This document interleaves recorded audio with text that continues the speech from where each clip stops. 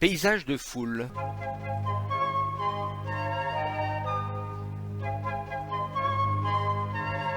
Ah mon Dieu! Ah mon Dieu! Au secours! Au secours! Et M. Rodiguet, sur le seuil de sa porte, brusquement ouverte, apparut, la barbe en désordre, les bras en l'air, le regard hagard, la bouche convulsée. Ah mon Dieu! Oh mon Dieu! Au secours! Au secours! C'était justement l'heure de sa promenade quotidienne. Aussi, la stupéfaction de le voir en cet état fut-elle générale et profonde. Il y eut dans le petit bourg comme un ralentissement, soudain, comme un arrêt de la vie. Il se passait une chose incroyable. Monsieur Rodiguet, d'ordinaire si calme, si doux, si méthodique dans sa façon de sortir de chez lui, lui qui marchait si lentement, à pas comptés, les genoux en dehors, les jambes écartées symétriquement, au même angle, le dos humble, voûté, toujours souriant et poli. Il faisait en ce moment des gestes extravagants, grimaçait d'horribles grimaces, se démenait, était si pâle, avait la figure si tordue, qu'on l'eût dit en proie à une attaque d'épilepsie. Revenus de leur première surprise, des voisins, des passants, des chiens accoururent, se groupèrent autour de M. Rodiguet. Ah mon Dieu s'écria de nouveau M. Rodiguet, dont l'étrange et incompréhensible mimique allait, à chaque minute, s'accentuant dans l'effarement et dans l'épouvante. Alors des voix crièrent çà et là.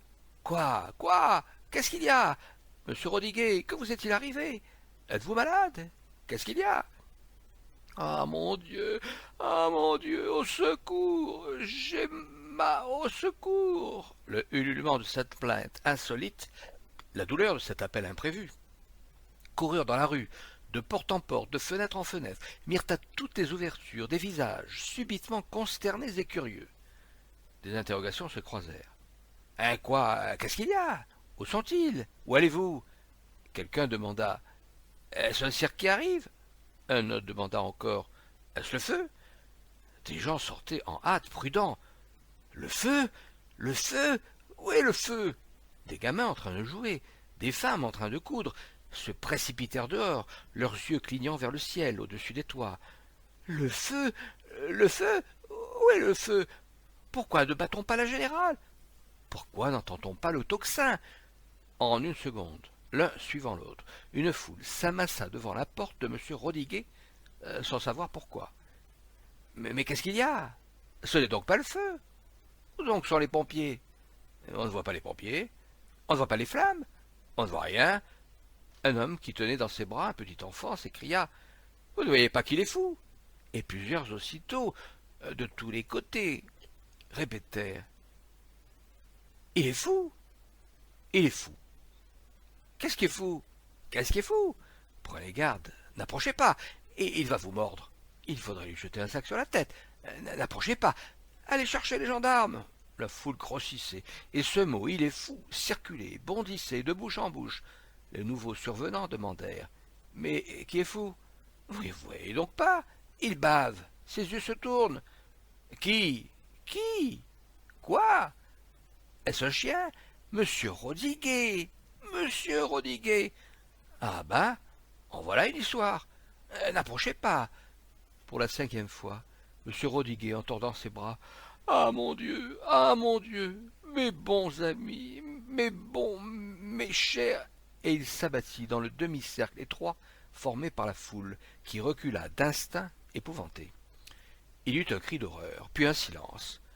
Monsieur Rodiguet sur le sol gisait inerte, les deux bras en avant, ses jambes contre la marche de la maison, les pieds en l'air. Une voix dit. Est-ce qu'il est mort? Une autre répondit. On dirait qu'il est mort. La première dit ensuite. Allez voir s'il est mort. Ensuite la deuxième voix répondit. Oui, je crois qu'il est mort. Et il ne saigne pas, mais je crois qu'il est mort. Et le mot mort, qui passait de lèvre en lèvre, raidit tout l'école, tendu simultanément dans la direction de M. Rodiguet, couché sur le ventre, immobile, sa barbe dans la poussière. Alors, un homme, dont les bras étaient nus et velus, et qui portait, sanglé au rein, un tablier de cuir comme ont les charrons, se détacha de la foule, s'approcha du corps étendu, tourna autour de lui, se pencha sur lui, mit sa main noire sur lui, et il dit « Il bouge, il a bougé, il bouge encore. Mais alors, s'il bouge, c'est qu'il n'est pas mort, peut-être. Retournons-le. Non, tape-lui dans le dos. Et le charron annonça. Ses yeux remuent. Oui, ils ont remué. Ils remuent encore. Mais alors, si ses yeux ont remué, emmenons-le. Portons-le dans sa maison. Mettons-le sur son lit. Le médecin, un médecin, vite.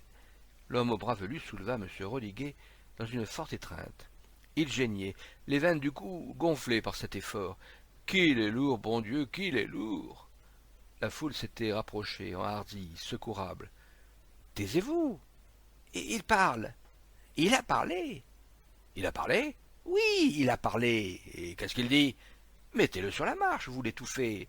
Mais taisez-vous donc, puisqu'il parle. Et parmi le léger frémissement des voix subitement tues, l'on entendit, comme un souffle, M. Rodiguet qui soupirait. Ah mon Dieu! Ah mon Dieu! L'homme le déposa sur la marche, déboutonna le col de sa chemise. Eh bien, monsieur Rodiguet? Monsieur Rodiguet respira longuement et regarda la foule, étonné de tout ce monde qui le regardait. De grosses gouttes de sueur roulaient sur son visage. Allons, monsieur Rodiguet, dit l'homme au tablier de cuir, vous êtes malade. Nous allons vous porter dans votre chambre. Nous allons vous mettre sur votre lit. Non, non, laissez-moi ici, je ne veux pas. Ses dents claquaient, une épouvante crispait sa face. Il balbutia encore. Laissez-moi ici. Je ne veux pas aller dans ma chambre. Je ne veux pas qu'on me mette sur mon lit. Monsieur Rodiguet, ça n'est pas raisonnable. Non, non, je ne veux pas. Allez-vous, allez, et tâtez si son cœur bat toujours. Un murmure s'éleva de la foule. Qu'est-ce qu'il dit? Il a parlé de son cœur? Fermez-lui les yeux, supplia M. Rodiguet. Mais quel cœur, mais quels yeux? Il a perdu la raison. Il déménage. Allez, allez, elle va être toute froide. Ah mon Dieu, ah mon Dieu. Moi je n'irai plus jamais dans ma chambre. Moi je ne dormirai plus jamais dans mon lit. Ah mon Dieu, ah mon Dieu. Il est fou, il est fou. Tiens, parbleu, bien sûr qu'il est fou. Je l'avais dit tout de suite. Moi aussi je l'avais dit. Ça se voit bien, faut pas être malin. L'homme accota M. Rodiguet à l'angle de la porte. Il entra dans la maison. Au bout de quelques minutes, il revint, stupide, lui aussi, et les yeux effarés. Au secours! À l'assassin! Elle est morte! Elle est morte! Qui est morte? Madame Rodiguet. Madame Rodiguet est morte? Oui! Il l'a tuée! Monsieur Rodiguet l'a tuée? Oui! Il l'a tuée! Elle saigne par le crâne. Elle est toute raide. Au secours! À l'assassin! Allez chercher les gendarmes! Et le maire? Où est le maire? Allez chercher le maire! Entrons dans la maison. Allons voir ça. Elle est toute raide. Il l'a tuée. Il y a peut-être beaucoup de sang. Un homme si doux, si poli. Vous savez qu'elle le battait. Elle ne lui donnait que des os à manger. Elle le faisait coucher par terre. Un jour, elle lui a jeté de l'eau bouillante dans la figure. Oui, oui, puis elle couchait avec le facteur. À l'assassin! À l'assassin! La foule grossit. De toutes les rues, de toutes les ruelles, de toutes les maisons, les curieux affluèrent. Qu'est-ce qu'il y a? On dit qu'il l'a tué. Les gendarmes! Voilà les gendarmes! Les gendarmes, très rouges, arrivèrent. Le brigadier, énorme, demanda. Qu'est-ce qu'il y a? Allez-vous-en, circulez. Qu'est-ce qu'il y a? Laissez passer les gendarmes. Qu'est-ce qu'il y a, nom de Dieu? Elle est morte. Qui est morte? Allez-vous-en. Il l'a tuée. Il l'a tuée? Qui l'a tuée? Circulez. Mais circulez donc, nom de Dieu. Des poings, des coudes, de la poitrine, les gendarmes s'enfoncèrent dans la foule, jurant, interrogeant, et purent enfin pénétrer jusqu'au seuil de la maison, où M. Rodiguet, affolé, gémissait toujours. Ah mon Dieu! Ah mon Dieu! De ci de là, dans la foule, quelques voix commandèrent. Arrêtez-le! C'est lui! Il a tué! Qui, lui? Où ça, lui? Mais Rodiguet! Rodiguet! Rodiguet! À mort! Oui, oui, à mort! À mort! À mort! À ce moment, le brigadier aperçut M. Rodiguet affaissé comme un paquet contre la porte. Oui, oui, c'est lui, à mort. M. Rodiguet, d'une voix triste et faible, soupira. Ce n'est pas moi, c'est elle. Elle est tombée tout d'un coup contre la cheminée. Ce n'est pas moi. Si, si, criaient les mêmes voix dans la foule. C'est lui, nous l'avons vu. Elle saigne par le crâne, elle est toute raide. Pourquoi voulez-vous que ce soit moi? Reprit M. Rodiguet. Pourquoi? Ah, mon Dieu, Ah, mon Dieu! Taisez-vous, ordonna le brigadier. Il se tourna vers la foule qui poussait toujours de violentes clameurs de mort. Allez-vous-en, circulez! Qu'est-ce que vous foutez ici, vous autres? Allez-vous-en! Puis il s'adressa aux 2 gendarmes qui le suivaient. Verbalisons, allez chercher le médecin, allez chercher le juge de paix, verbalisons. Et posant sa large main sur l'épaule de M. Rodiguet, tandis que la foule hurlait à la mort, il dit « Au nom de la loi, je vous arrête. »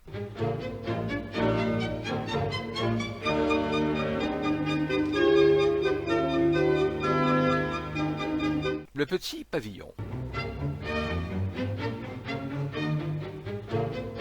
Ayant subi d'importantes pertes dans les affaires malheureusement moins certaines et tout aussi honorables que les syndicats du Panama, des chemins de fer du Sud et autres, force me fut un jour de faire argent de tout, comme on dit. Ah, il y a des moments dans la vie où l'on regrette de n'avoir pas le moindre rénac sous la main et de ne pas être le premier Yves Guyot venu, ce qui arrangerait bien des choses. Mais silence aux vaines réclamations, ce n'est pas pour me plaindre que j'écris ces lignes. Donc je diminuai mon train de maison et je réduisis ma domesticité au strict nécessaire. Je veux dire à un valet de chambre et à une cuisinière. Sans que, d'ailleurs, l'économie me parût bien notable. Ces braves serviteurs s'étant mis aussitôt, à eux deux, à me voler autant que les 5 que j'avais congédiés. Je vendis chevaux et voitures, ma collection de tableaux, et de faïences persanes, une partie de ma cave, hélas, et mes 3 serres, lesquelles étaient garnies de plantes rares et magnifiques. Enfin, je me décidai à mettre en location un petit pavillon, un délicieux petit pavillon indépendant de la propriété, et que j'avais spécialement aménagé pour des visites mystérieuses qui me coûtaient fort cher, et que je dus supprimer aussi.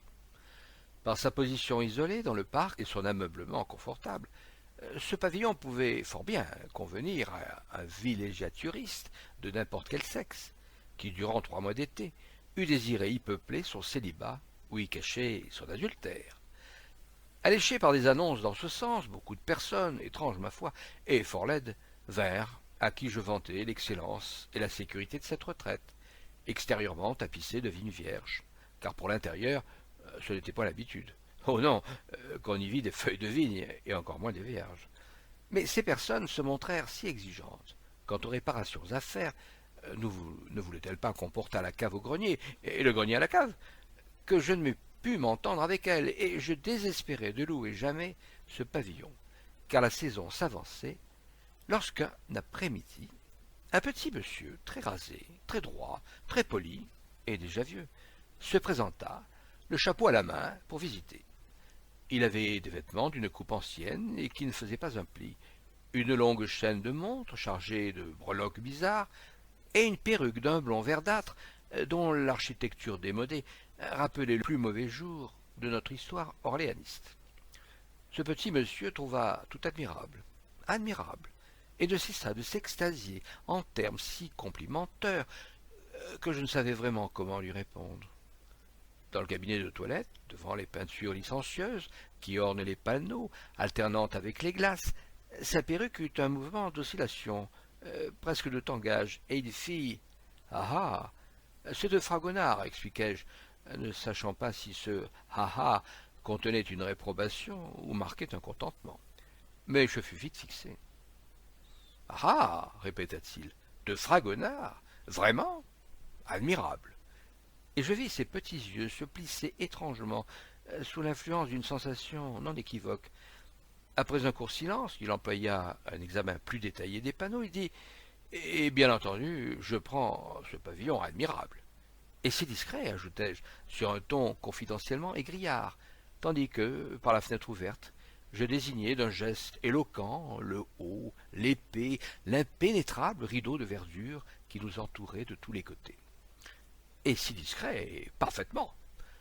Devant l'enthousiasme respectueux et probablement folichon de cet accommodant locataire, je crus devoir, sous divers ingénieux prétextes, et sans nulle objection de sa part, majorer de quelques centaines de francs le prix déjà exorbitant que j'avais fixé dans les annonces. Ceci n'est qu'un incident sans importance, et si j'en parle, c'est uniquement pour rendre hommage à la parfaite bonne grâce de ce petit monsieur, qui se déclara, au surplus, enchanté de mes façons d'agir envers lui. Nous rentrâmes à la maison, où je m'empressai de rédiger un court bail, sous seing privé, par quoi je fus amené à lui demander son nom, prénom et qualité. Je suis ainsi qu'il s'appelait Jean-Joseph Lagofin, ancien notaire à Montrouge. Je le priai ensuite, pour la bonne correction de l'acte passé entre nous, de me dire s'il était marié, veuf ou célibataire. Sans me répondre, il aligna devant moi, sur la table, une rangée de billets de banque, ce qui m'obligea, sans plus, à lui donner quittance de son argent et de mes questions. Évidemment, pensais-je, il est marié, seulement il ne veut pas l'avouer, à cause de Fragonard. Alors je le regardai davantage. Je regardai ses yeux qui eussent peut-être exprimé de la douceur s'ils avaient exprimé quelque chose. Mais ils n'exprimaient rien, tant ils étaient morts. En ce moment, morts autant que la peau du front et des joues, laquelle, molle, plissée et toute grise, semblait avoir été cuite et recuite à petit feu dans de l'eau bouillante. Après avoir accepté, par politesse, un verre d'orangeade, Jean-Jules-Joseph Lagofin partit avec force remerciements, salutations et révérences, en me prévenant qu'il viendrait, si cela ne me dérangeait pas, qu'il viendrait le lendemain même s'installer dans le petit pavillon dont, sur sa prière, je lui remis une des clés. Le lendemain, il ne vint pas. Le surlendemain, il ne vint pas davantage. 8 jours, 15 jours s'écoulèrent sans que j'entendisse parler de lui. C'était curieux, mais explicable après tout. Il était peut-être tombé malade. Mais il m'eût écrit. Son excessive politesse m'en était le garant. Peut-être la compagne qui devait amener dans le petit pavillon avait-elle, au dernier moment, refusé de venir. Ceci me sembla davantage plausible, car je ne doutais pas un instant que Jean-Jules-Joseph Lagofin n'eût loué cet admirable et discret pavillon en vue d'une compagne quelconque, ses yeux bridés à l'éblouissante vision des fragonards et le mouvement désordonné de la perruque mettant une indication formelle de ses intentions luxurieuses. Et je jugeai que je n'avais pas à me préoccuper outre mesure qu'il vint ou qu'il ne vint pas, puisque j'étais payé, payé généreusement, payé au-delà de mes espoirs. Un matin, j'allais donner de l'air aux pièces du petit pavillon, resté fermé depuis la visite de Jean-Jules-Joseph Lagofin. Je traversai l'antichambre, la salle à manger, le salon, et sur le seuil du cabinet, je poussai un cri et reculai d'horreur. Sur des coussins, un corps nu, un cadavre de petite fille était étendu, effroyablement raide, les membres tordus et convulsés, comme ceux d'un supplicié de la torture. Appelez au secours, appelez mes gens, appelez tout le monde. Tel fut mon premier mouvement quand, soudain, la première impression d'épouvante passée, je réfléchis qu'il valait mieux d'abord examiner les choses par moi-même, tout seul, sans témoin. J'eus même la précaution de refermer à triple tour la porte d'entrée du pavillon. C'était bien une petite fille de 12 ans à peine, une petite fille avec des formes grêles de jeune garçon. Elle portait à la gorge des marques de doigts strangulateurs, sur la poitrine et sur le ventre de longues, de fines, de profondes déchirures, faites avec des ongles, ou plutôt avec des griffes pointues et coupantes. Sa face gonflée était toute noire. Sur une chaise, des vêtements de pauvresse, une pauvre petite robe effrangée et boueuse. Des jupons en loques étaient rangés presque minutieusement. Et sur le marbre de la toilette, j'aperçus, dans une assiette, un reste de pâté, 2 pommes vertes, dont l'une avait été grignotée comme par des dents de souris, et une bouteille de vin de champagne vide. Il n'y avait rien de changé dans les autres pièces que j'examinais l'une après l'autre. Chaque meuble, chaque chose était à leur place coutumière. Alors, rapidement, fiévreusement, sans ordre, je songeai. Avertir la police, la justice? Jamais. Les juges viendraient et je ne saurais quoi leur dire. Dénoncer Jean-Jules-Joseph Lagofin? Évidemment, cet homme ne m'avait pas dit son véritable nom, et je n'avais pas besoin d'aller à Montrouge pour savoir qu'il n'y habitait point. Alors, quoi? Il ne me croirait pas. Il croirait que c'est une défaite, et il ne pourrait pas admettre que cet homme qui avait commis cet abominable crime, à 2 pas de chez moi, dans une étrange maison qui m'appartenait, je ne l'eusse pas vu, pas entendu. Ah, d'autres, on ne se moque pas de la justice à ce point. Alors, méfiant, avec des regards de hyène, ils m'interrogeraient, et fatalement, je tomberais dans le guet-apens de leurs questions insidieuses et louches. Ils iraient fouiller ma vie, toute ma vie. Fragonard m'accuserait. Fragonard crierait l'impudicité de mes plaisirs, la honte coutumière de mes luxures.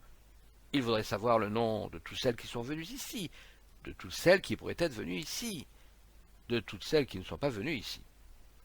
Et toutes les saletés des domestiques chassés, du grancier que j'ai quitté, du boulanger que j'ai convaincu de faux pois, du boucher à qui j'ai envoyé sa viande empoisonnée, et tous ceux qui seraient prêts, sous la protection du juge, à me salir debout de leur vengeance et de leur rancune.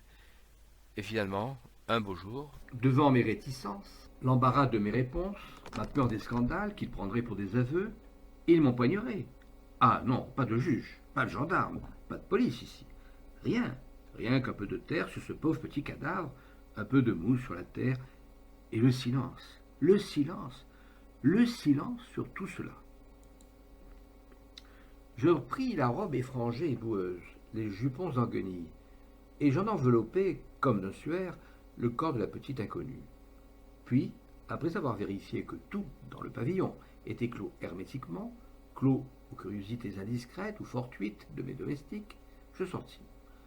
Durant toute la journée, j'errai autour du pavillon, attendant que la nuit vînt. Ce soir-là, c'était la fête du village.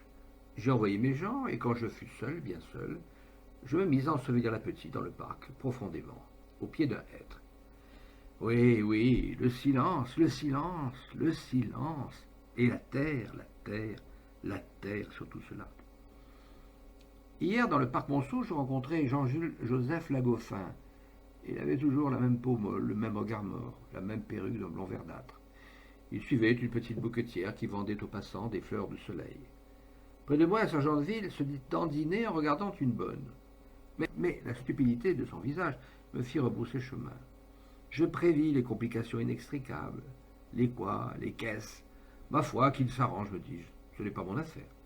Et lestement, je m'enfuis dans la direction contraire à celle du sergent de ville, de Jean-Jules Joseph Lagoffin et de la petite bouquetière, que notre peut-être enfouira dans son parc sous un hêtre la nuit.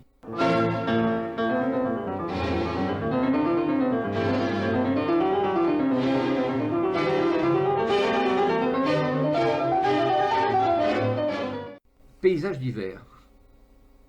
L'autre jour, j'étais invité à une partie de chasse. Je ne suis pas chasseur, je suis même ce qu'on pourrait appeler un anti-chasseur. Mais je résolus néanmoins d'accepter cette invitation et de m'y rendre avec ma canne. Le départ de Paris avait lieu le matin, de très bonne heure, à la gare Saint-Lazare. Ce fut un spectacle curieux. Avant de pénétrer dans la salle d'attente, il fallut enjamber des corps couchés, de pauvres corps des migrants italiens qui dormaient, roulés dans les guenilles, en attendant le train de l'exil. Faces terreuses, aux satures décharnées, des êtres de faim et de misère, lamentables gibiers traqués, chassés par des cinégètes de chair humaine, qui finiront par détruire sur le sol sicilien jusqu'au souvenir de l'homme appelé, dans ce pays, à devenir une curiosité scientifique, un ornement de muséum, comme le mammouth ou l'ichthyosaure. Dans la salle d'attente, ils étaient une trentaine de voyageurs, tous chasseurs, armés d'étuis en cuir, bottés de cuir, sanglés de courroies de cuir, où pendaient des filets pareils à des chevelures scalpées. Le collet du paletot de fourrure relevé jusqu'au bord, les chapeaux mous, on ne voyait de leur visage que des barbes terribles et des ébouriffements de poils qui donnaient de la peur. Évidemment, le montagnard Tolrog, à la peau blanche, ou le brun lacuste Robsen, si visionnairement évoqué par J.H. Roddy dans son admirable Erima, devait être ainsi.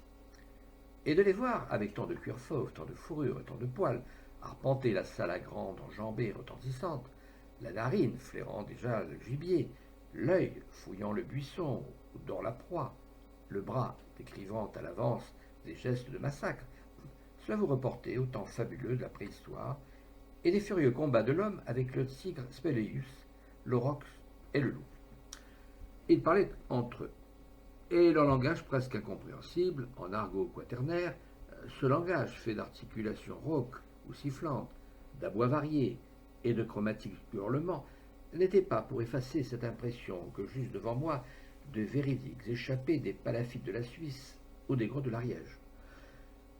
Autant que je pus saisir un sens verbal dans ce gutturalisme peu nuancé, je compris qu'ils célébraient leurs exploits de la semaine passée, leur grande victoire sur les lièvres, les perdrix et les formidables alouettes.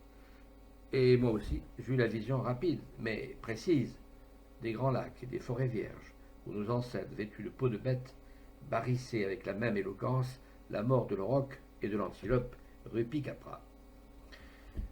Dans le wagon où nous nous empilâmes, la conversation, tandis qu'on puisse appeler conversation un tel échange de cris discordants qui rappelaient ceux de l'Urus, du cerf hélas, de l'ours brun et du lémur légère, en vint sur les braconniers. La clameur fut si forte et si unanimement vocifératrice qu'il fallut, malgré le froid, ouvrir les portières, car on ne s'entendait plus, et on pouvait craindre que les cloisons du wagon ne résistassent pas à un pareil cyclone de colère. Chacun et tous à la fois, les poils de leur barbe plus hirsutes, les fourrures de leurs paletots plus ébouriffées, le cuir de leurs bottes, de leurs courroies et de leurs étuis animés d'une haine plus furibonde, ils proposaient des lois sanglantes, des supplices, des écartèlements, des tortures extra-chinoises contre les braconniers qui enlevaient aux chasseurs le plaisir d'une plus vaste tuerie, la joie d'un plus complet massacre. L'un d'eux émit cette idée que je traduis en langage connu. Pourquoi le gouvernement n'autorise-t-il pas la chasse aux braconniers? Pourquoi les préfectures ne pètent-elles pas les pattes d'un braconnier mort, comme elles font pour les loups? Pourquoi l'Institut Pasteur n'invente-t-il pas des fioles qui donneraient aux braconniers des infections mortelles, comme il fait pour les campagnols et les mulots? Pourquoi n'abat-on pas les braconniers pour les boucheries militaires? Chaque interrogation était, par tous les autres chasseurs, accompagnée de vociférations approbatrices et de taillots forcenés qui couvraient le bruit du train en marche et les sifflements de la locomotive. Nous voici dans la plaine. Le ciel est bas. Un vent aigre et glacé souffle du nord-ouest. Une brume sale tombe sur les coteaux, enveloppe les champs d'une tristesse indicible. Les chasseurs marchent, écrasent les mottes de terre, retournent du talon de leurs bottes les emblaves de seigle de blé. Ils marchent, fusil au poing, œil attentif, narines frémissantes, à distance régulière l'un de l'autre. J'ai choisi mon chasseur, un immense dolicocéphale à barbe noire, harnaché comme pour une guerre sans merci, et je vais à côté de lui. À chaque pas qu'il fait sur le sol mou, il emporte des talles de blé.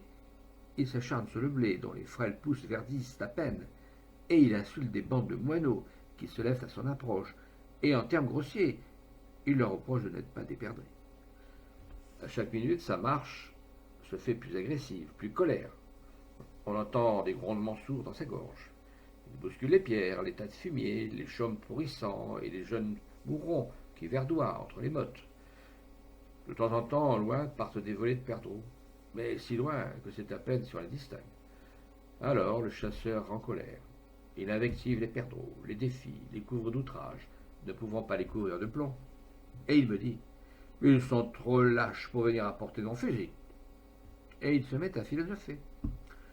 Du reste, en France, c'est partout la même chose. Tout fiche le camp, tout disparaît. Les principes, les vertus, la gloire, le gibier. Nous sommes un peuple pourri, un peuple fini.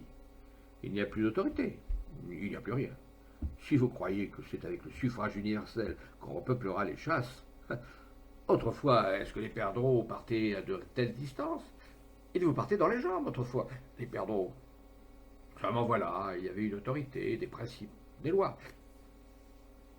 Qu'est-ce que vous voulez, c'est comme ça. Tant qu'il n'y aura pas d'autorité, une main de fer, un sabre, oui, un sabre, eh bien, ce sera comme ça. À ce moment, un lièvre part et détale. Le chasseur l'ajuste, le tire et le manque. Vache, crie-t-il, sale vache, oh, le chameau. Puis, après ce moment de stupéfaction passé, il se mit à courir après le lièvre en aboyant comme un chien. La journée n'a pas été bonne. 3 perdreaux seulement étaient tués. Le chasseur, en rond autour de ses 3 dépouilles, se lamente. Et comme l'un des 3 perdreaux a frémi de l'aile et qu'un léger spasme d'agonie a couru sous ses plumes, un des chasseurs le prend, l'assomme en lui frappant la tête sur le talon de sa botte et le rejette sur le sol à côté des autres en criant: saleté, charogne. Le soir, dans le compartiment qui nous ramène, les chasseurs fatigués dorment dans leur cuir, leurs fourrures et leurs poils, et je vois leurs lèvres s'agiter sous la pâle lumière qui tombe sur eux, et leur bouche velue s'ouvrir comme pour un aboi de chien. Ils rêvent sans doute qu'ils sont chiens et qu'ils poursuivent dans les plaines vierges des lièvres grands comme des éléphants et des perdreaux aux envergures d'aigle.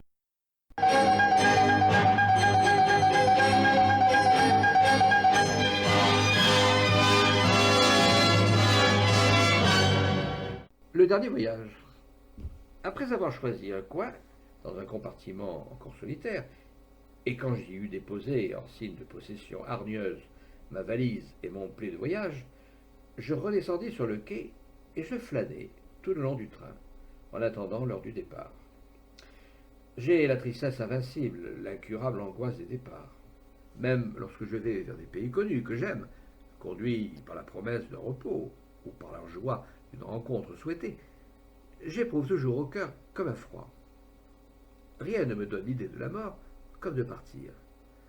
Les malles ouvertes comme des cercueils, la hâte que je vois dans les yeux des gens qui m'aident, le mystère que prend la sonnerie de la pendule, la majesté extraordinaire que revêtent les choses que je quitte, et tout ce par quoi je suis jeté si violemment hors de moi, m'impressionnent et me prédisposent aux sensations les plus lugubres.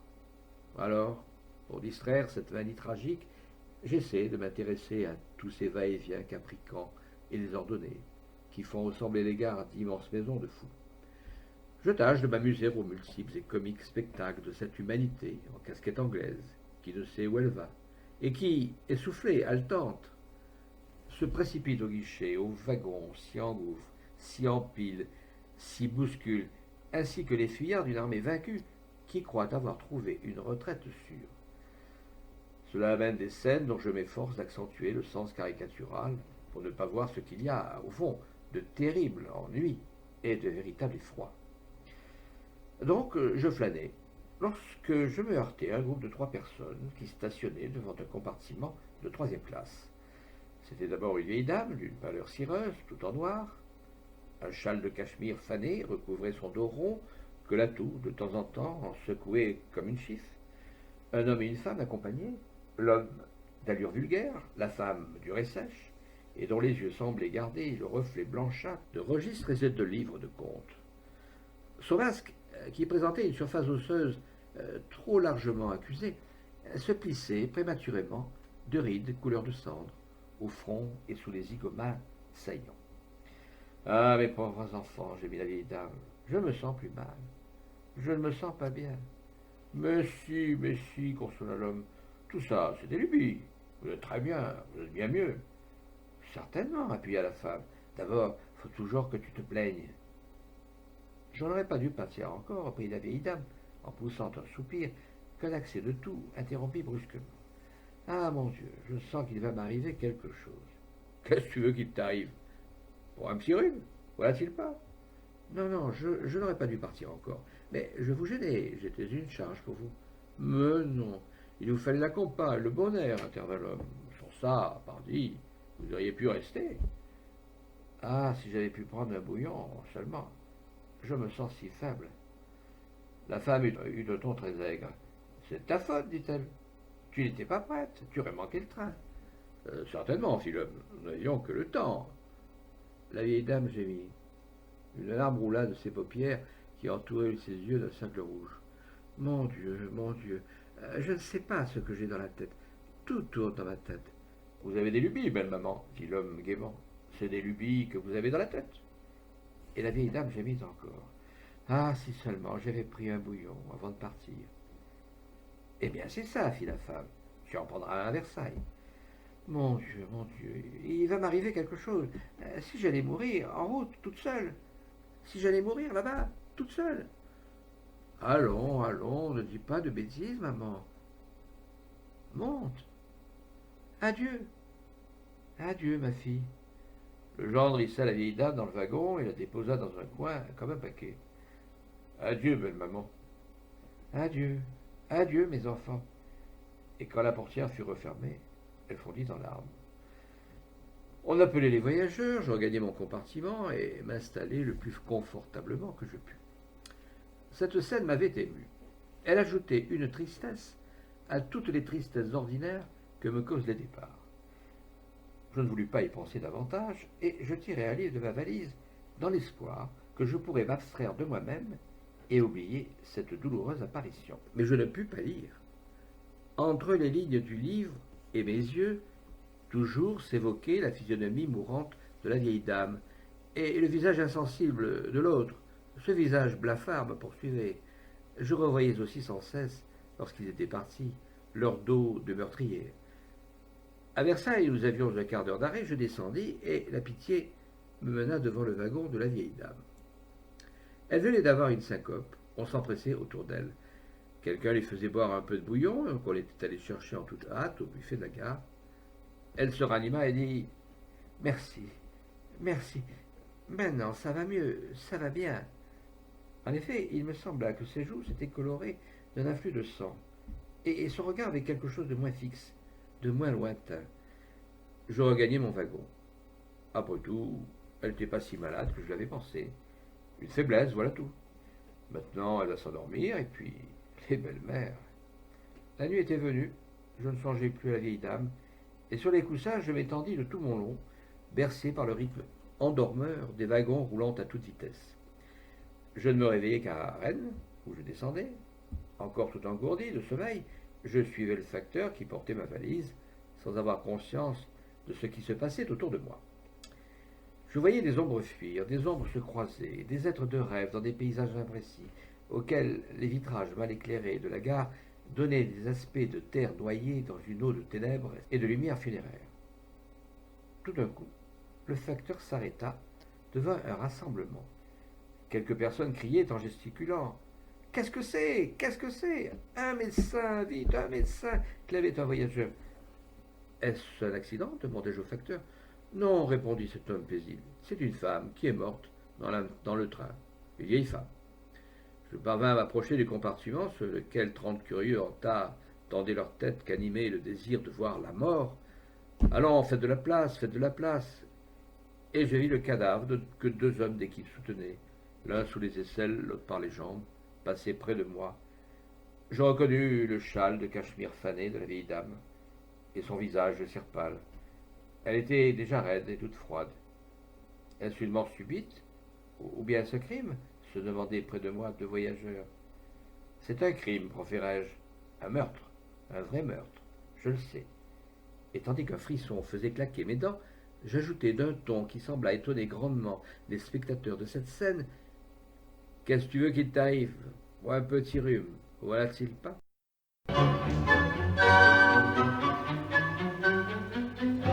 Un joyeux drille.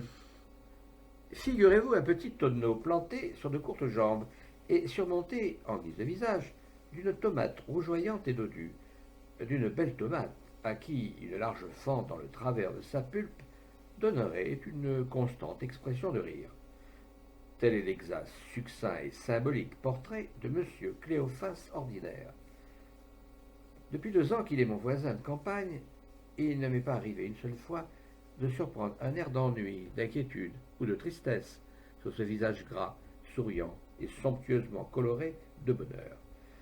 C'est peut-être la seule créature humaine qu'il m'ait été donné de rencontrer, dont la physionomie, sans remords, révèle aussi lumineusement une existence exempte de malheur et de ces accidents qui perpétuent sur le visage des autres hommes les empreintes de la souffrance et les morsures du souvenir. Ah, le brave homme que M. Cléophas Ordinaire! Et combien il doit être heureux pour que jamais le passé ne revienne voiler d'une ombre, même furtive, la joie éternelle de ses yeux.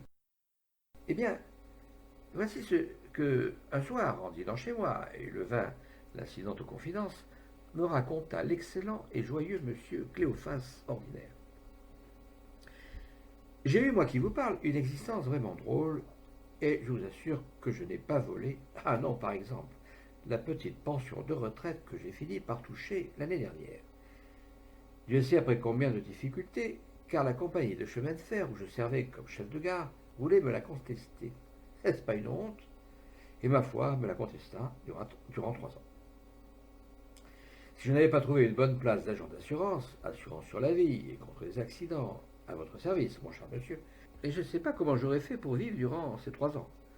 Non, en vérité, je ne le sais pas. Mais j'aurais vécu tout de même. Et ici, M. Cléophas Ordinaire se mit à rire bruyamment. Jamais d'ailleurs je n'ai vu un homme rire d'aussi franc rire que Monsieur Cléophas ordinaire. Son rire calmé, il continua. S'il fallait que je vous raconte tout ce qui m'advint d'extraordinaire, je n'en finirais pas, et nous serions encore autour de cette table à 5 heures du matin. Il faut savoir se borner. Parmi mes nombreuses aventures, dont quelques-unes sont inconcevables, et même, j'ose le dire, uniques, j'en choisirai 2 seulement. Elles vous donneront une idée des autres. Une de mon enfance, une de ma, mettons, vieillesse. Qu'est-ce que ça fait? On n'est vieux que par la tristesse, n'est-il pas vrai? Or moi, j'ai toujours la gaieté imperturbable de mes 15 ans. Et quand la gaieté va, tout va. Demandez plutôt à ma gouvernante, cette chatte de Rosalie, que chaque jour, eh oui, tout son ventre fut secoué d'un rire qui se prolongea comme la sonnerie dansante, roulant et sursautante d'un réveil matin. Monsieur Cléophas ordinaire avala un plein verre de cognac et, tapant ensuite sur la table, il reprit verveux. Attention, c'est le moment. J'avais alors 13 ans, et ceci se passa pendant les vacances. Un après-midi, comme j'avais été bien sage, je fus autorisé à accompagner mon père et mon oncle, qui étaient de grands chasseurs, à la chasse. Nous montions, je la revois encore, une sente étroite qui, bordée de ronces et d'ajoncs, menait au petit bois de Galante-Fontaine, lequel fourmille de lapins. Mon père et mon oncle, coude à coude, marchaient devant, causant de je ne sais quoi. Moi, à 4 pas d'eux, je venais derrière, portant le carnet. Mon père m'avait aussi ce jour-là confié son fusil. Imprudence fâcheuse, et qui doit bien regretter aujourd'hui, s'il est dans l'usage des morts, qu'il regrette quelque chose là-haut. Pour me donner un air plus martial, plus Saint-Hubert, j'eus l'idée de charger le fusil. Idée bien naturelle, en somme, et qui fut venue à n'importe quel gamin de mon âge. Les cartouches étant dans un des compartiments du carnier, cette opération m'était facile. Je changeai donc le fusil. Et voilà que, par suite d'une fausse manœuvre, pan, le coup part, et que mon père, à droite, mon oncle, à gauche, s'abattent dans les ronciers de la sente, qu'il reste étendu sans un mouvement, sans un cri, la face tournée contre le sol, et la nuque toute rouge de sang. La charge de plomb serrée et drue les avait atteints en plein crâne, au moment précis et malchanceux où leur traite rapprochée se confiait, sans doute, quelque touchant secret de famille. Ils avaient été foudroyés. Ils étaient morts. Ah, par exemple, ce n'était pas mal pour le début d'un aussi jeune chasseur, et j'avais lieu d'être fier de ce résultat. Mais j'étais en même temps très surpris, très embarrassé, et je ne savais vraiment pas à quoi me résoudre. Situation complexe.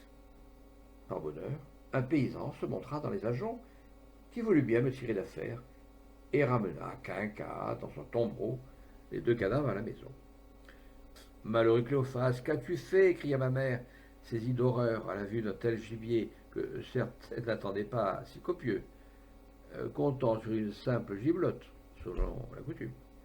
Et moi, ne sachant pas, non, en vérité, ne sachant pas quelle attitude prendre, si je devais tirer une vanité de secours rare ou bien pleurer, je balbutiais bêtement. J'ai fait un coup double, donc. Il faillit s'étrangler à force de rire, et c'est à peine si 2 ou 3 verres de cognac, avalés coup sur coup, purent le remettre en état de poursuivre son récit. La boisson le rendit familier et bredouillant. Eh bien, qu'est-ce que tu as? Fit-il. Je vois bien que cette petite anecdote ne t'a pas déridé. Elle est pourtant pas banale. Allons, avoue-le.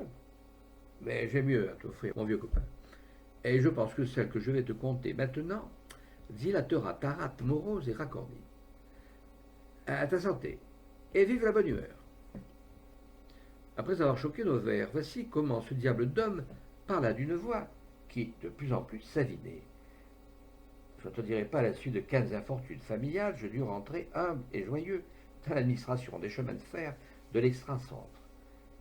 Qu'il te suffise de savoir qu'à l'époque où j'illustrais ma vie de l'incroyable aventure que je vais te faire connaître, j'étais le chef de gare depuis des années et des années. Chef de gare et marié. Ah oui, marié. Jusqu'à la garde, mon vieux copain. J'entends par là que ma femme m'exaspérait outre mesure par ses tracasseries, ses tyrannies, etc., etc. Donc j'eusse perdu ma bonne humeur, mais elle m'exaspérait. et elle m'exaspérait au point que j'eusse été capable de me livrer à des folies de reconnaissance envers celui qui m'en aurait débarrassé. Perfa et Nefa, si j'ose m'exprimer ainsi.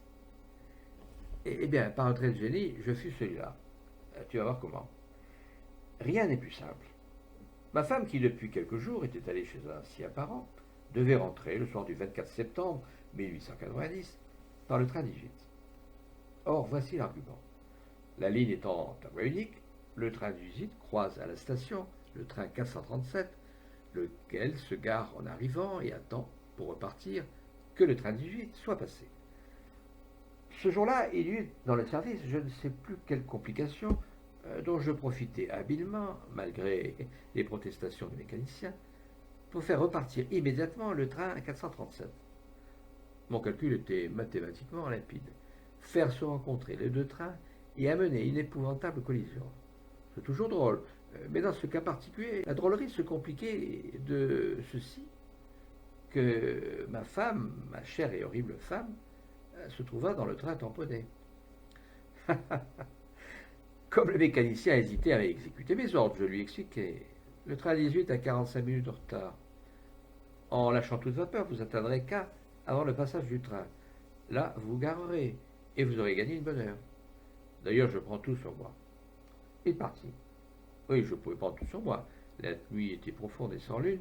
Il y avait en outre une brume épaisse, une de ces brumes dont on dit qu'elles peuvent se couper au couteau.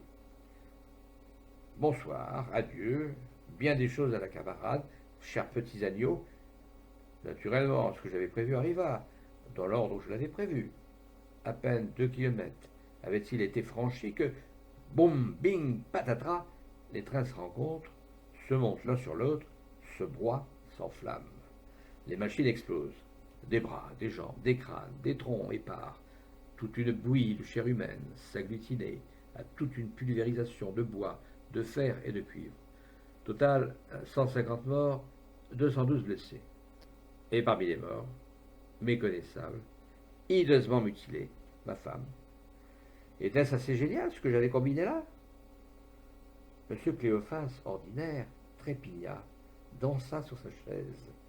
Toute sa face de tomate dodue et rougeoyante s'alluma d'une illumination de joie, mais il avait hâte de terminer son récit.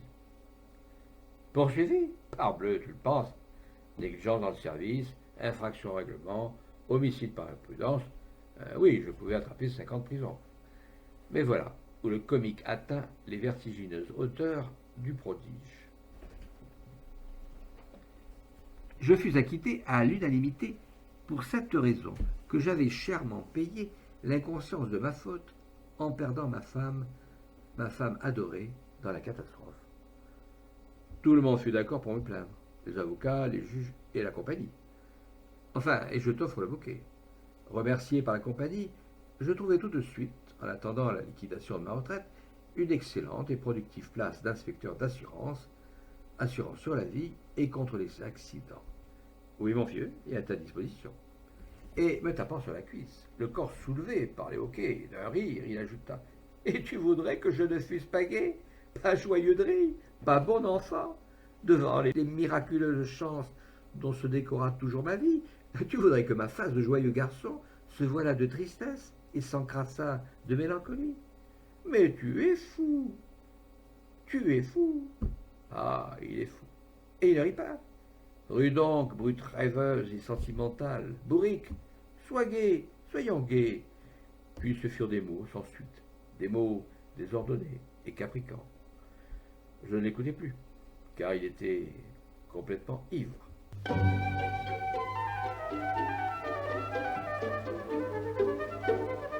Joseph. La semaine passée, on vendait à l'hôtel Drouot la bibliothèque du comte Trémolly. Elle était célèbre. Bien des anecdotiers en avaient jadis conté l'histoire et énuméré les richesses. Le catalogue, 4 tomes in 8e, dressé par Morgan et paru chez Téchenet en 1868, était lui-même devenu une rareté. Chaque année, on y ajoutait un supplément, car la passion du vieux comte grandissait avec l'âge. Elle ne s'arrêta qu'à sa mort, survenue, comme on sait, chez un bouquiniste de la rue de la Sorbonne, alors que le vieillard fouillait d'une main encore alerte dans les cartons. Cette vente fut un événement. Il y eut une foule énorme. Pendant les 27 vacations qu'elle dura, aucun ne manqua des marchands et des amateurs, et le moindre bouquin connut des enchères extraordinaires.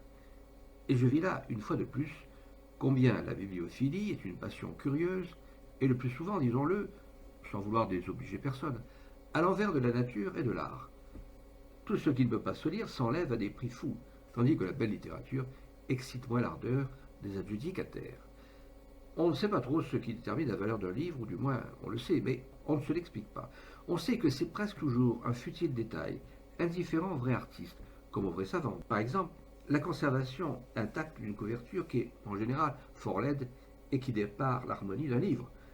Ou bien aussi des annotations, des marginations, du premier imbécile venu, ou encore sa rareté, qu'il faudrait souhaiter plus rare, jusqu'à une existence totale, puisqu'il n'offre ni l'intérêt d'une belle œuvre, ni la curiosité d'un document. Je fus assez surpris de voir que les splendides éditions du XVIe siècle, les classiques anciens, avec leurs somptueuses reliures, ouvraient comme des bijoux, leur indestructible papier, leur caractère fastueux, leur belle marge, ne trouvaient plus d'acquéreurs. On me signala qu'elle était plus à la mode, sans qu'on pût me dire la raison de ce délaissement. Car pourquoi une mode vient-elle? Pourquoi s'en va-t-elle?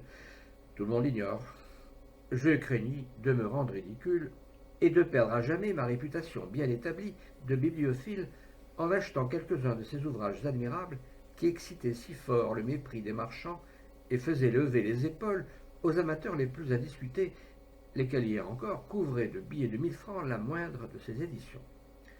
Et pour bien marquer que moi aussi j'étais dans le mouvement, j'exagérais à plaisir le mépris des uns, le haussement d'épaule des autres, tout en maugréant par moi contre mon indécente stupidité. Voyant un Virgile, merveille de reliure, de typographie, atteindre le prix de 10 francs, un expert me dit « Ah bien, ils en ont une couche les Américains, car vous savez, ces sales volumes, ce sont des Américains qui les achètent. Ils les achètent par charté, pour en faire des fonds de bibliothèque publique, c'est pas leur pays. 10 francs, ça. Ah, vrai, folie, folie, dérision. » Moi, je tapais sur la table.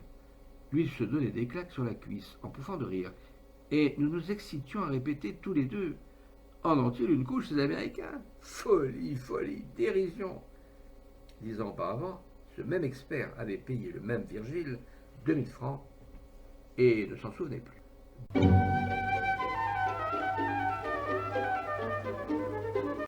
Doux souvenir de notre enfant. Si le XVIe siècle était fort malmené et tombé dans un complet discrédit, en revanche, tout ce qui touchait au XVIIIe siècle s'enlevait comme du pain, un jour de famine.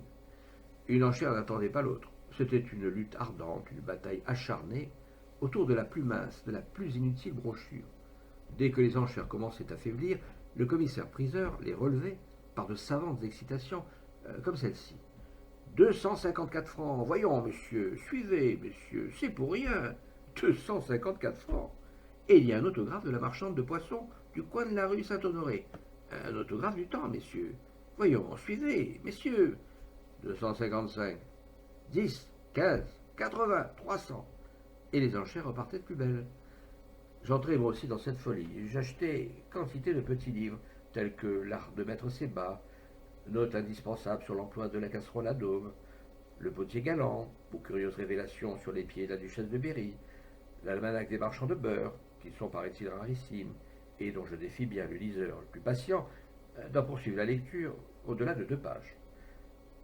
Mais s'il faut dire aussi, pour mon excuse, qu'en dehors de leur littérature, ces petits volumes, dans leur maroquin de l'époque, à grains si fins, à dos si joliment ornés, sont de ravissants bibelots et qui font merveille sur les tables, les étagères et dans les vitrines des salons élégants.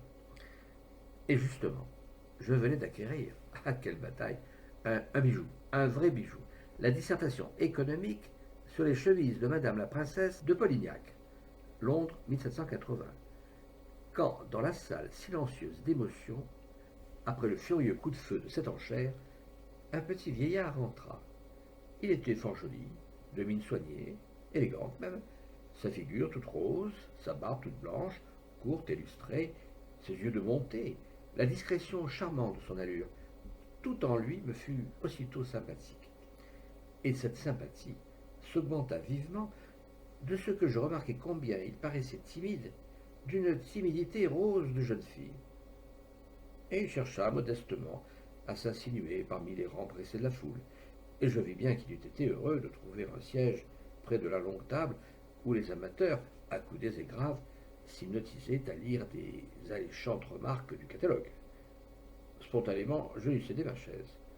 Le vieillard rougit, s'excusa, me remercia et finit, grâce à mes chaleureuses instances, par accepter le siège que je lui offrais. Les enchères, un instant ralenties par l'entrée du petit monsieur et le colloque de politesse qui s'était engagé entre nous deux, reprirent plus batailleuses et plus violentes que jamais.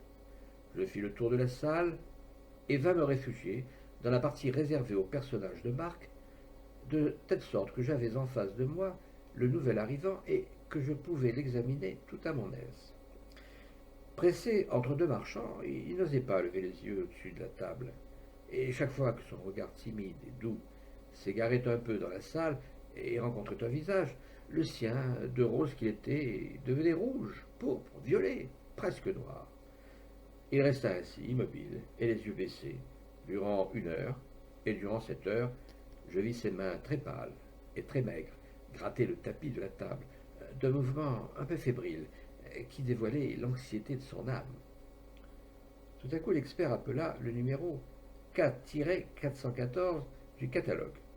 C'était un livre indifférent, mais dont la reliure très riche portait, incrustée dans le maroquin du plat supérieur, une miniature sans valeur. Le portrait d'une femme, qu'on devinait extrêmement belle, avec la gorge nue et les seins pointants. Je remarquai que le petit monsieur avait tressailli, et qu'il s'agitait fébrilement sur sa chaise. Il était visible aussi qu'il souffrait réellement de ce que le livre circula de main en main sous les regards et les libres propos de tout le monde. 500 francs marchand, cria l'expert. 550, balbutia le petit monsieur. Il y eut un silence. L'enchère n'était pas relevée. Le marteau de commissaire allait s'abattre quand, poussé par je ne sais quelle pensée, méchante, par une sorte de perversité que je n'eus pas le temps de raisonner. 1000 francs, articulai-je d'une voix de défi. Le vieux petit monsieur roula vers moi un regard où il y avait de l'étonnement et de la supplication à la fois.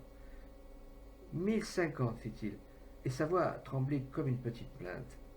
1500, et ma voix sonnait comme une provocation. 50, 2000, 50, 6000. La salle haletait, tous les regards étaient sur nous. Je ne voyais plus les yeux du petit monsieur. Mon enchère, on eût dit qu'elle l'eût empoigné à la nuque, et d'un mouvement brutal, impérieux, qu'elle eût collé le visage sur le tapis. 50. Et c'était comme un soupir d'enfant, très loin, très loin. 10 000, 50, 15 000. L'ivresse me gagnait. 50, 20 000. Les enchères tombaient avec fracas dans la salle, comme des bombes. Celle du petit monsieur n'était plus que des souffles, des frôlements de voix, plus rien. 50. Il avait un peu relevé la tête, et je vis une larme, une pauvre larme, mouiller ses cils et descendre lentement sur ses paupières. Je m'acharnai, d'autant plus que je savais mon acharnement sans danger. 30 000, hurlai-je. 50. Alors les doigts du petit vieux cessèrent de gratter le tapis, et sa tête roula comme une boule sur la table. Il venait de s'évanouir, tandis que le marteau du commissaire, retombant d'un coup sec, mettait fin à cette scène angoissante. La syncope dura quelques secondes. Quand il fut revenu à lui, c'est que, dit-il, je ne savais pas, je ne pouvais pas prévoir, je n'ai pas d'argent sur moi. Votre nom seulement, donnez votre nom. Son visage tout blanc par l'évanouissement s'empourpra comme une pivoine, et il bégaya. Je ne puis pas, eh bien, mettez monsieur Joseph, je vais aller chercher l'argent. Je n'aurais jamais pensé que, et ses pauvres yeux vacillants m'envoyèrent comme un doux reproche. Il semblait me dire, pourquoi tu fais cela? Et il n'avait pas de haine. Non, en vérité, pas de haine.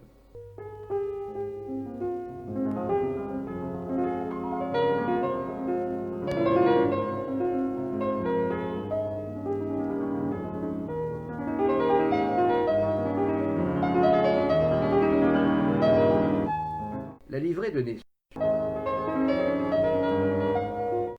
Je m'appelle Yves Lagoanec.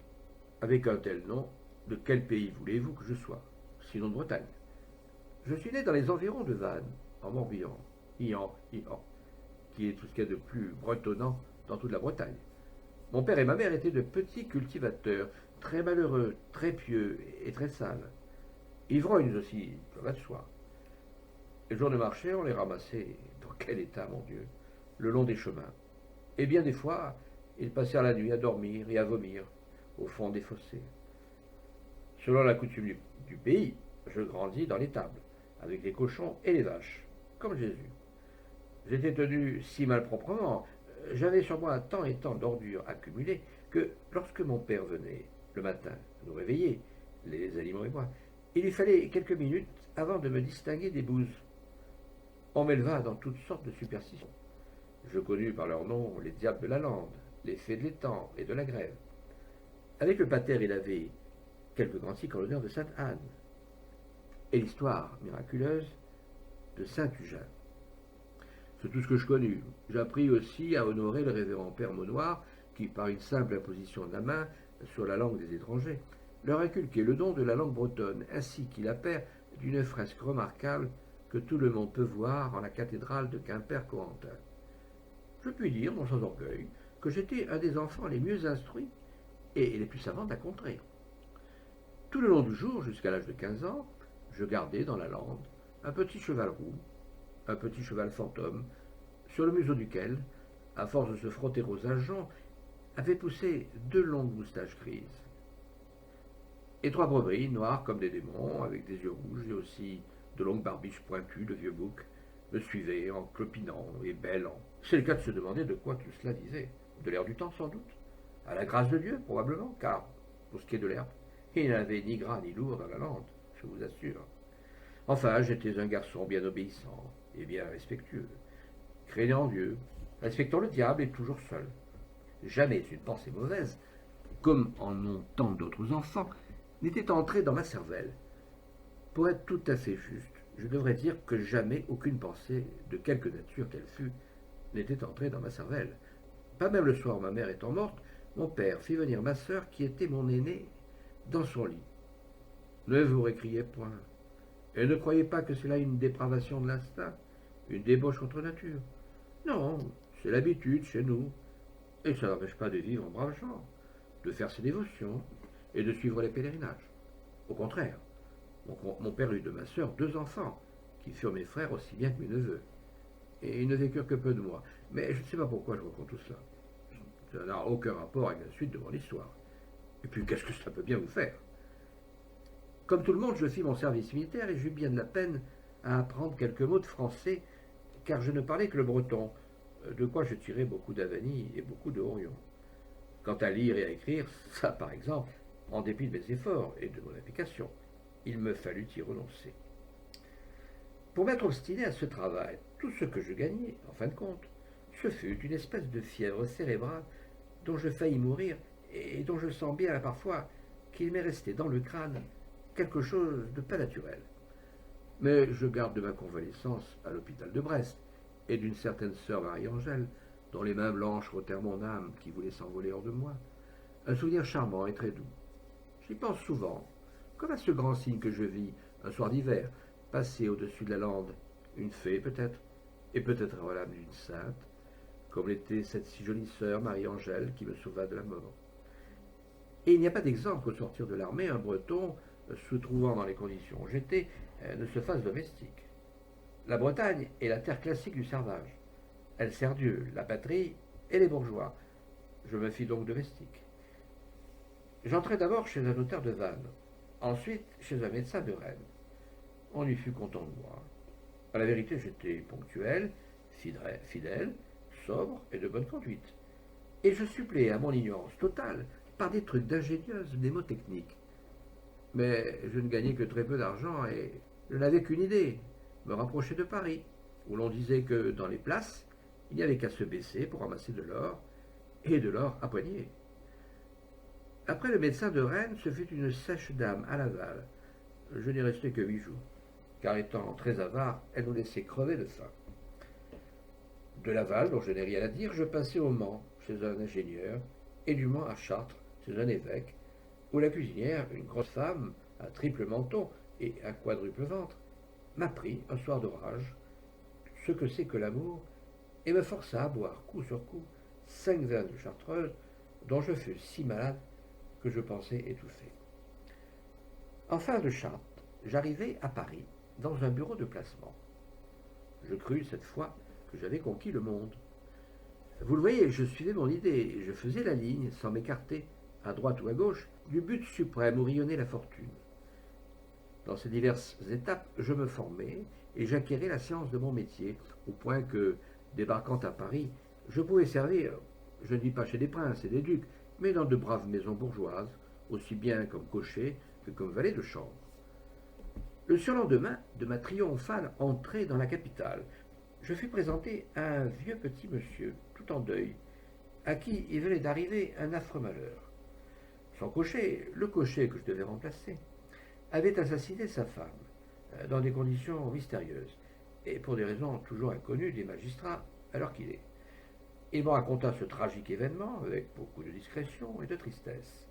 Il avait une figure un peu ridée, mais très sournoise, un long par-dessus ouaté, comme une douillette de prêtre, et ses mains très blanches faisaient, en remuant, un petit bruit d'osselet. Comme il lisait mes certificats, qui étaient excellents, il me dit, en hochant la tête, et avec de l'effarement dans son regard, les siens aussi étaient parfaits. Il ajouta timidement, vous comprenez, il me faut des renseignements précis et sérieux sur les serviteurs que j'engage, car maintenant je suis tout seul. Et si je tombais encore sur un assassin, ce n'est plus ma femme, c'est moi qui serais assassiné. Ah, vous comprenez, je ne peux pas prendre comme ça le premier venu. Monsieur peut croire que je ne suis pas le premier venu, déclarai-je. Un domestique qui serait le premier venu n'aurait pas servi chez un évêque. Sans doute, mais que sait-on? Et son regard semblait vouloir pénétrer en moi, descendre en moi, jusqu'au fond de l'âme. Et puis, voilà, objecta-t-il, après un silence, vous êtes breton. L'autre aussi était breton. Vous avouerez que ce n'est guère encourageant. Et monsieur sait, répondis-je, avec une assurance de scapin dont je fus moi-même tout étonné. Monsieur sait que si tous les Bretons ne sont pas des domestiques, tous les domestiques sont bretons. Oui, mais ça n'est pas une raison. Je suis tout seul maintenant. Je suis très vieux. J'ai beaucoup de choses chez moi. Montrez-moi vos mains. Je lui tendis mes mains. Il les examina attentivement, mesura pour ainsi dire la longueur des doigts, l'écartement du pouce, en fit jouer les jointures et dit « Elles n'ont pas mauvais air, elles n'ont pas l'air terribles. Ce sont des mains de travailleurs, déclamai-je fermement. Oui, enfin, nous verrons, nous réfléchirons. Ni les certificats, ni l'examen médical, ni le minutieux interrogatoire qu'il me fallut subir ne furent jugés suffisants. Le petit monsieur désira envoyer à toutes les personnes chez qui j'avais servi un questionnaire très détaillé sur mon caractère, mon état mental, mes qualités évidentes, mes défauts possibles, mes dispositions au meurtre, ataviques ou autres, etc. Je n'avais rien à redouter de cette enquête, et je m'y prêtais de la meilleure grâce du monde, car vous pensiez bien que j'avais négligé de compter, parmi mes références, celle du fermier de Quimper. Mais au fond de moi-même, énervé par ces défiances, horripilé par cette sorte d'espionnage physiologique auquel, comme un criminel, j'avais dû me soumettre, je sentais pour la seconde fois se lever des pensées obscures et de troubles désirs dont il me semblait qu'ils exhalaient une odeur âcre et forte, grisante et terrible. 8 jours après cette entrevue, le petit monsieur me fit prévenir que je pouvais arriver chez lui avec mes bagages et prendre immédiatement possession de mon service de cocher. J'y allai tout de suite. Mon nouveau maître habitait dans la rue du Cherche-Midi, une très ancienne maison qui, malgré d'annuelles réparations, gardait un aspect fort délabré. Lui-même était un vieux maniaque. Il collectionnait, je vous demande un peu, des étés noirs.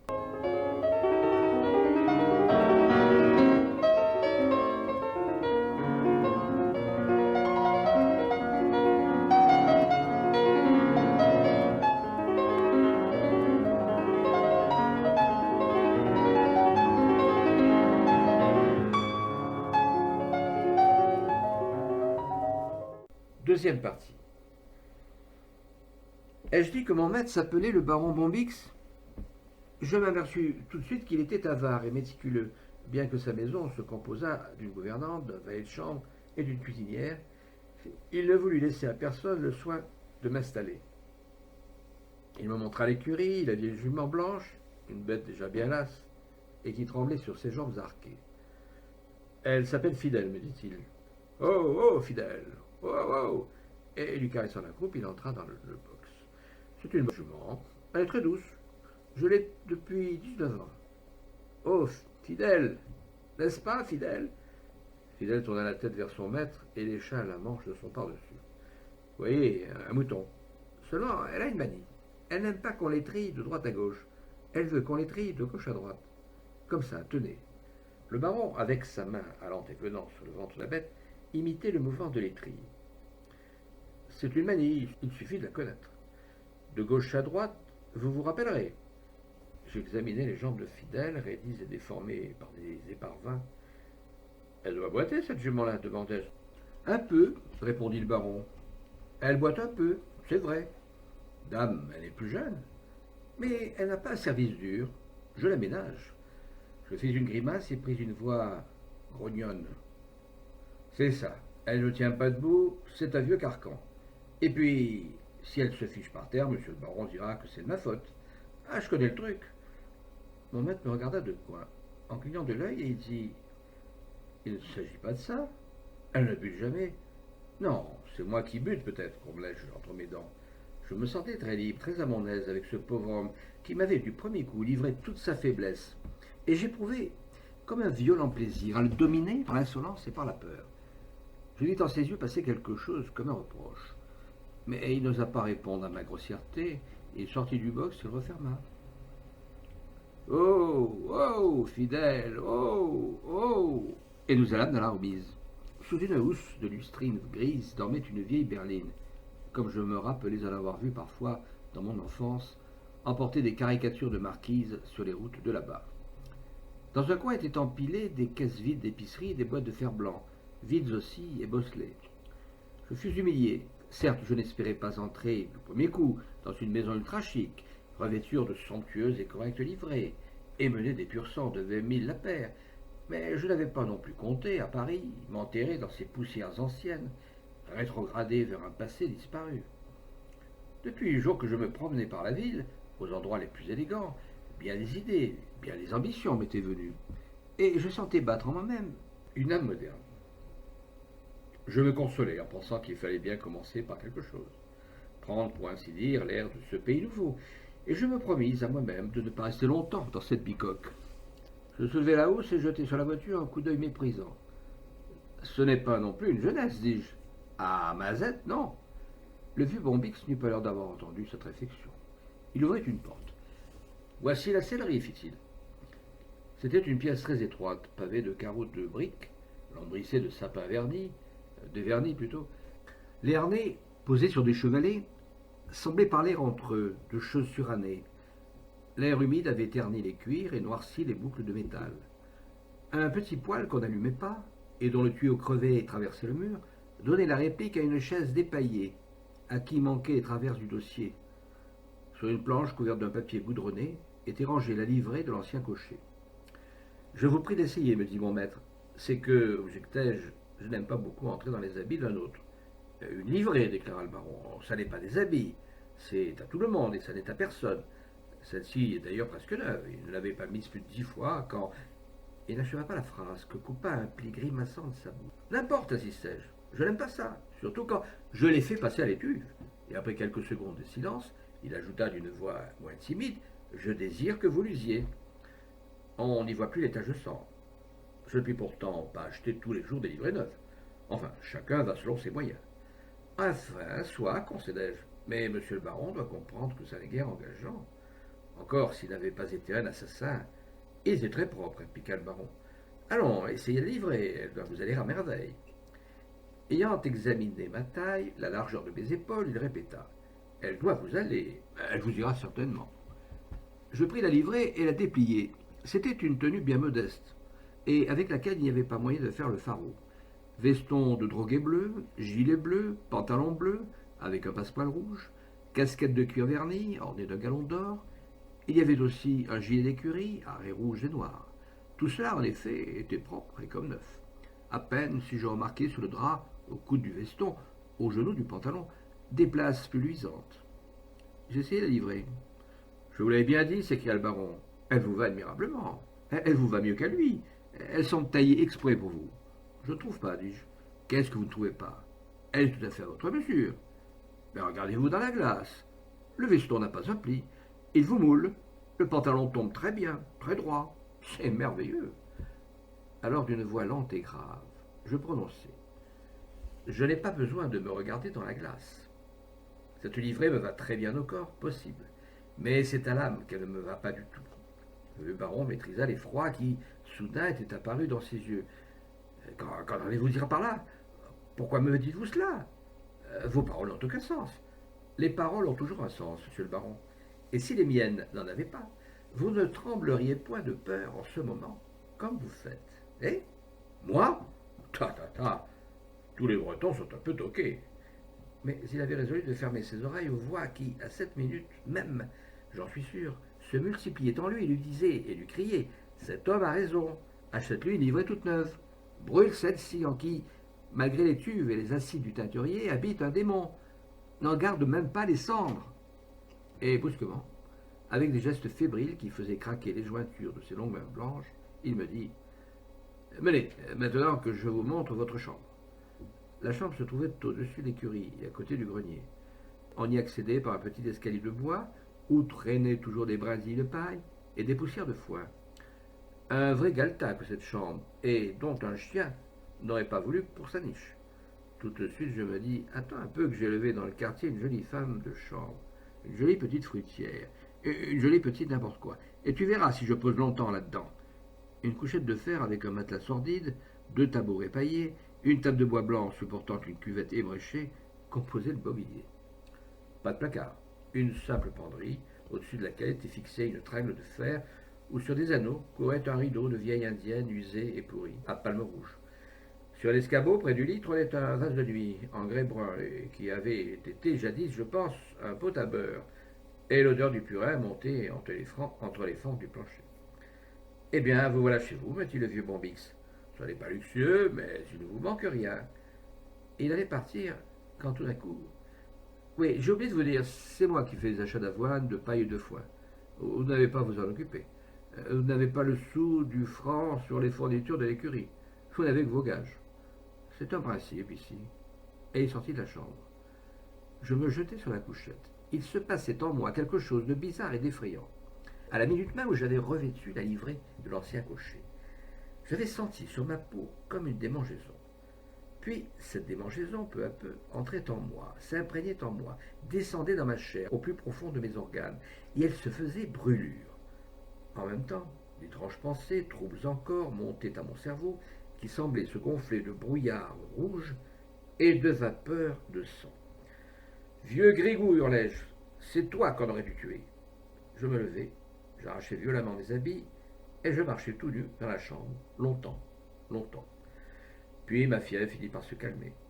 J'accrochai la livrée au porte-manteau de la penderie, revêtis mes habits à moi, et j'allai retrouver Fidèle dans l'écurie. Oh, Fidèle, oh!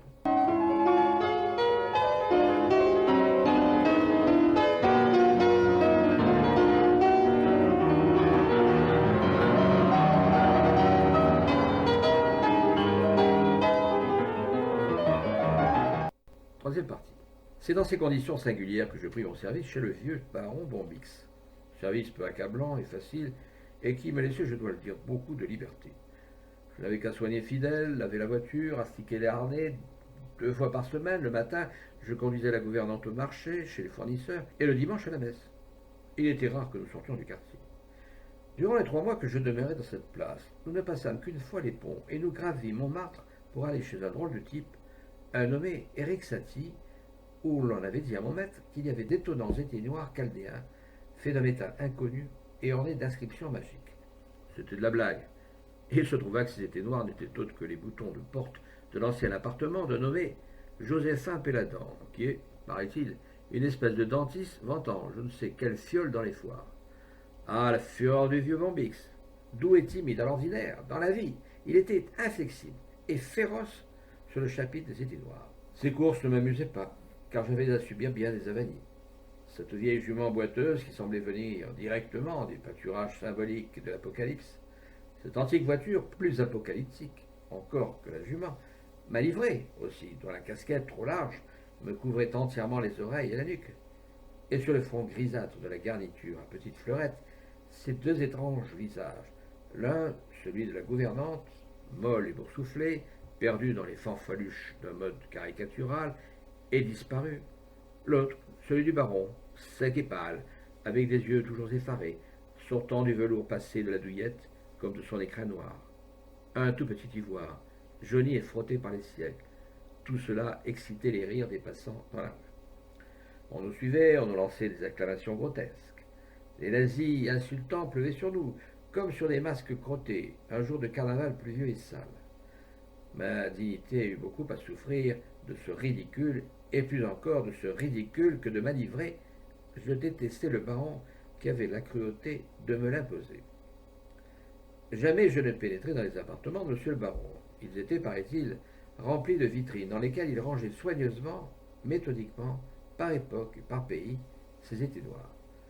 Au dire des gens du quartier, il y en avait pour plusieurs millions. Des millions d'étés noirs, et il en achetait toujours. La matinée se n'était qu'allée venue de brocanteur. À midi, après son déjeuner, le baron sortait, toujours seul, toujours à pied, et il courait jusqu'à 6 heures les boutiques de ferraille, les magasins de curiosités. Je ne voyais qu'à 7 heures tous les matins. Il venait passer l'inspection de l'écurie et se rendre compte par lui-même où en était l'avoine. Puis il caressait la croupe de la jument. Oh, oh, fidèle, oh, oh. Et il s'en allait, sans jamais m'adresser la parole. Non par mépris, mais par crainte plutôt, et pour ne point rencontrer mes regards qui, je l'avais remarqué, le troublaient d'étranges façons. La cuisinière et le valet de chambre m'avaient très mal accueilli dès la première fois. C'étaient de vieilles gens, à face humble, à dos courbés, à gestes de dévot.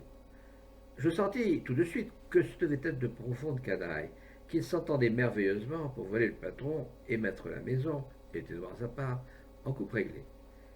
Les heures des repas étaient pénibles. Nous mangions silencieusement, à la hâte, nous disputant les morceaux et la bouteille de vin avec des expressions et des mouvements de bêtes ennemies. Et dans leurs faces vermoulues, poussiéreuses, comme les lambris, les solives et les escaliers de cette maison, se levaient de temps en temps vers moi des regards de haine, des regards d'une haine si amère et en même temps si lourde que j'avais peine vraiment à en supporter le poids. Mais c'était surtout ma livrée qui m'exaspérait le plus et me rejetait le plus violemment à la porte de moi-même. Quand je l'avais sur la peau, et par une anomalie étrange, par une invincible perversité, je ne voulais plus la quitter, même en dehors de mon service, je n'étais plus réellement moi-même. Un autre se substituait à moi, un autre entrait en moi, s'infiltrait en moi, par tous les pores de mon derme, éparpillait en moi, pareille une substance dévoratrice, subtil et brûlant comme un poison, et cet autre c'était, à n'en pas douter, l'ancien cocher, le cocher assassin, dont l'âme de meurtre était restée dans les habits que je portais. De quoi était formée cette âme? Je tentais vainement de le savoir. Était-ce un gaz, un liquide, un mucilage, une réunion d'invisibles organismes? J'essayais de tout pour la tuer. Je me ruinais en benzine, en camphre, en poudre insecticide, en lavage de pétrole, en pulvérisation savante de pucures antiseptiques. Rien n'y fit. L'âme résista à toutes les expériences. Et ô prodige terrible, ô mystère affreux, le drap ne fut pas brûlé par une infusion prolongée dans de l'acide sulfurique, tant cette âme obstinée avait imprégné l'étoffe de son immortalité. Non seulement le drap ne fut pas brûlé, mais l'âme y gagna d'être plus active, plus ardente, plus virulente. Je la nourrissais, je la fortifiais de ce qui aurait dû la tuer. De lors, je l'abandonnai et m'abandonnai moi-même à son destin. Pourtant, je voulus lutter. Comme le baron était venu, à son air habituel, visiter l'écurie et caresser la jument de son box, « Oh, oh, fidèle, oh, oh, je lui dis d'une voix ferme, monsieur le baron a tort de ne pas me donner une autre livrée. » Et j'accentuai en faisant un geste que j'essayais de rendre mystérieux et troublant, et grave aussi. Il a tort. Que le monsieur le baron comprenne enfin qu'il a tort. Est-ce qu'elle est usée déjà demanda-t-il. Je regardai fixement le vieux Bombix et secouant la tête. Non, répondis-je, cette livrée ne s'usera jamais. Elle ne peut pas s'user. Je sentis qu'un petit frisson courait sous sa longue douillette. Ses paupières battirent comme des persiennes secouées par le vent. Il dit: Qu'est-ce que cela signifie? Pourquoi me dites-vous cela? Je dis cela, monsieur le baron, parce qu'il faut que monsieur le baron sache. Il y a une âme dans la livrée. Il est resté une âme dans la livrée. Il est resté quoi? Quoi? Une âme. Je vous dis une âme. C'est assez clair. Vous êtes fou. Que monsieur le baron me permette de lui répondre, avec tout l'aspect que je lui dois. C'est monsieur le baron qui est fou. J'avais parlé lentement, affirmativement, et j'essayais de dominer ce vieil homme par des regards impérieux. Le baron détourna la tête, et, saisi d'un petit tremblement, il ramena sur sa maigre poitrine les pans lâchés de sa douillette, et dit d'une voix timide: Ne parlons plus de cela, mon ami, c'est inutile. Quand elle sera usée, je vous en donnerai une autre. Il eut un pâle sourire et il ajouta: Vous êtes trop coquet, vraiment. Et je ne suis pas assez riche. Diable. Alors je n'insiste plus. Moi, mais, reprenant une physionomie hostile, soit, criai-je, comme monsieur le baron voudra. Et s'il nous arrive un malheur, c'est monsieur le baron qui l'aura voulu. Au diable. Je saisis la fourche et remuai violemment la paille du box. Oh, tourne, fidèle. Oh, fidèle. Oh, sacré rosse. La paille volait aux dents de la fourche. Quelques parcelles de crottin frais allèrent éclabousser la douillette du baron. Et le pauvre fidèle, étonné de cet emportement, piétina de ses sabots raides le dallage dur de l'écurie et se rencogna dans l'angle de la mangeoire, me regardant d'un œil inusité comme on regarde les fous dans les asiles. Le baron m'arrêta et il me demanda: de quel malheur parlez-vous? Dans sa terreur, il eut pourtant la force de hausser les épaules. Et je répliquai: Est-ce que je sais, moi? Est-ce qu'on sait, avec une âme de démon comme celle-là? Au diable! Au diable! Le vieux Bombix jugea prudent de quitter l'écurie. Il fit bien, car à cette minute même, je sentais réellement, physiquement, l'âme de l'ancien cocher s'agiter en moi, descendre en moi, se couler dans mes membres et, au bout de mes mains, pénétrer dans la manche de la fourche qu'elle gonflait comme notre bras, de l'invincible, du torturant, du rouge désir de tuer.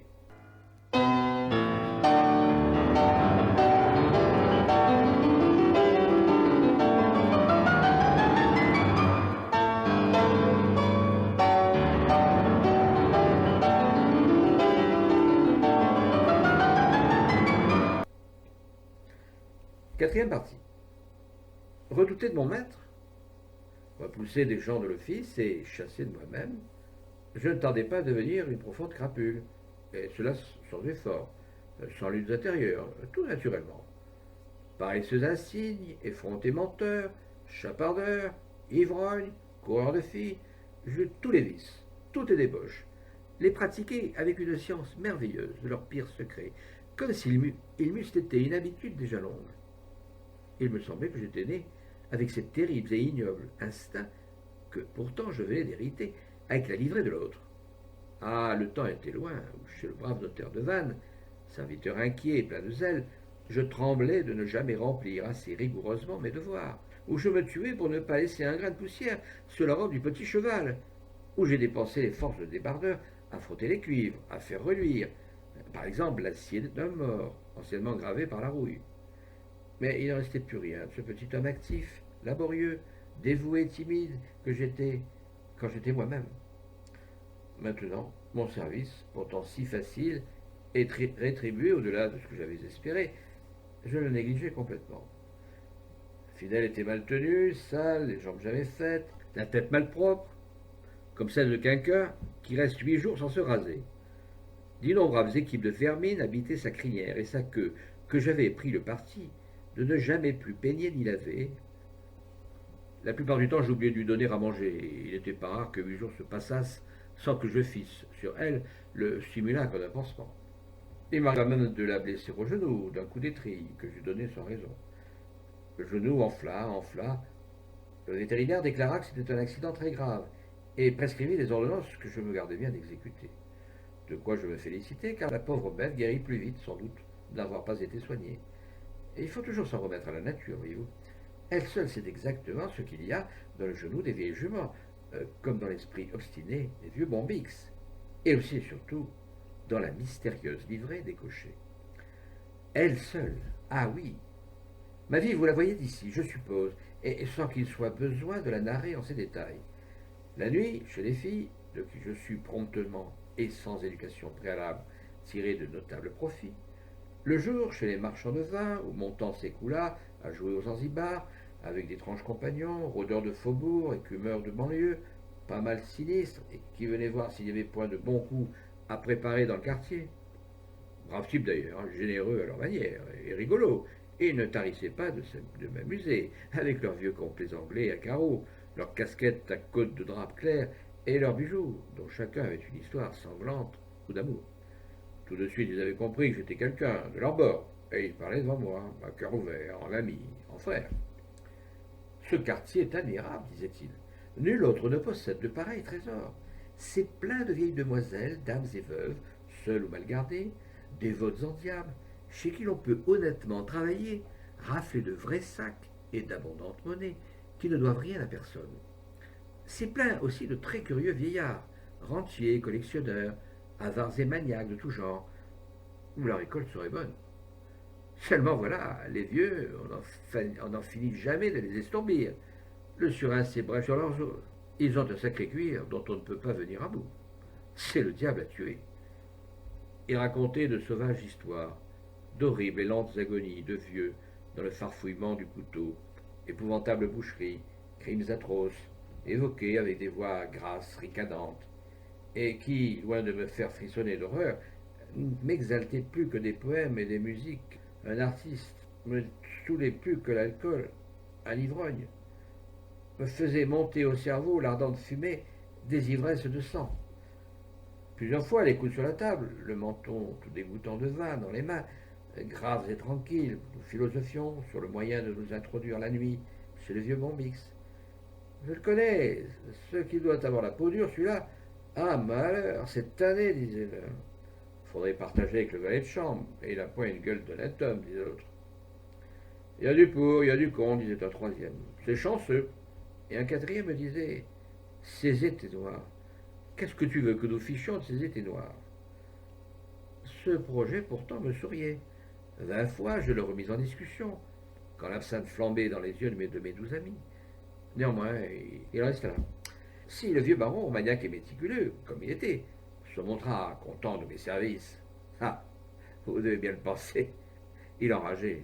Seulement, il n'osait pas me faire la moindre observation. À sa petite tournée réglementaire dans l'écurie, le matin, je sentais qu'il s'était bien promis de m'adresser des reproches, toutes sortes de reproches. Mais dès son entrée, je le regardais d'un œil si dur que je lui renfonçais immédiatement dans la bouche les paroles prêtes à en sortir. Alors il tournait et retournait dans le box, mal à l'aise, avec de pauvres petits gestes gauches, et il balbutiait d'une voix tremblante quelques mots incohérents. Très bien, c'est très bien, bon crottin, un peu sec, mais bon, tout de même, bon crottin. Pour augmenter son trouille, je criais, il n'y a plus d'avoine. Comment, il n'y a plus d'avoine? Vous en êtes sûr? Pourtant, il tient à l'avoir encore pour 12 jours. Et je grognais. Ah ah, est-ce que monsieur le baron s'imagine que je le mange, son avoine? Bien, bien, bien, je me suis sans doute trompé. Je vais écrire aujourd'hui. Bon crottin, très bon crottin, un peu noir, mais bon. Finalement, caressant à sa coutume la croupe de la jument, il disait, pauvre fidèle, oh fidèle, et il s'en allait de son pas vacillant et menu. Le matin, j'étais rentré ivre et je m'abusais, histoire de rire, à peindre en rouge la crinière et la queue de fidèle. Le patron apparut. Le premier moment d'étonnement passé, il eut la force de me demander, qu'est-ce que vous faites là? Ce qui me plaît, répondis-je. Et de quoi te mêles-tu, vieux Grigou? Moi à mon écurie, toi à tes étés noirs. Est-ce compris? Allons, oust! Le vieux baron appela à lui tout son courage, et il me déclara solennellement, votre service ne me plaît pas. Je vous donne vos 8 jours. Vous partirez dans 8 jours. De quoi? Répète un peu. Non, là, répète pour voir. Je cherchais ma fourche. Mais Bombix avait disparu. Je lui criai tandis qu'il filait dans la cour. C'est bon, moi aussi j'en ai assez de ta baraque, j'en ai assez de ton sale mufle, entends-tu? Hé hé, entends-tu, vieux fourneau? Alors j'ai quitté l'écurie, m'habillai à la hâte et sorti. Une vraie bordée, et qui dura 3 jours et 3 nuits. Ce ne fut que le quatrième jour que très vite, pouvant à peine me tenir sur mes jambes, je réintégrai la maison de la rue du Cherche-Midi au petit matin. Je dus attendre, assis sur le trottoir, parmi les ordures, que la porte s'ouvrit. Je n'avais pas d'autre idée que de me coucher, cuver mon vin, dormir des heures et des heures. Non, en vérité, je n'en avais pas d'autre. Et quelle autre idée pouvais-je avoir avec une telle ivresse qui liquéfiait mon cerveau et me soulevait l'estomac en lourde houle de nausée? Je trouvai la porte de ma chambre fermée à clé, la porte du grenier ouverte. Je pénétrai dans celui-ci et d'un bloc, je me laissai tomber sur les bottes de foin qui me parurent un lit moelleux et charmant.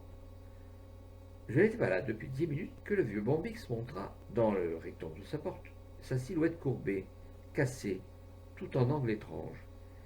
Il venait chercher une botte de foin pour fidèle, et je compris que c'était lui qui, durant ces 3 jours d'absence, faisait mon service.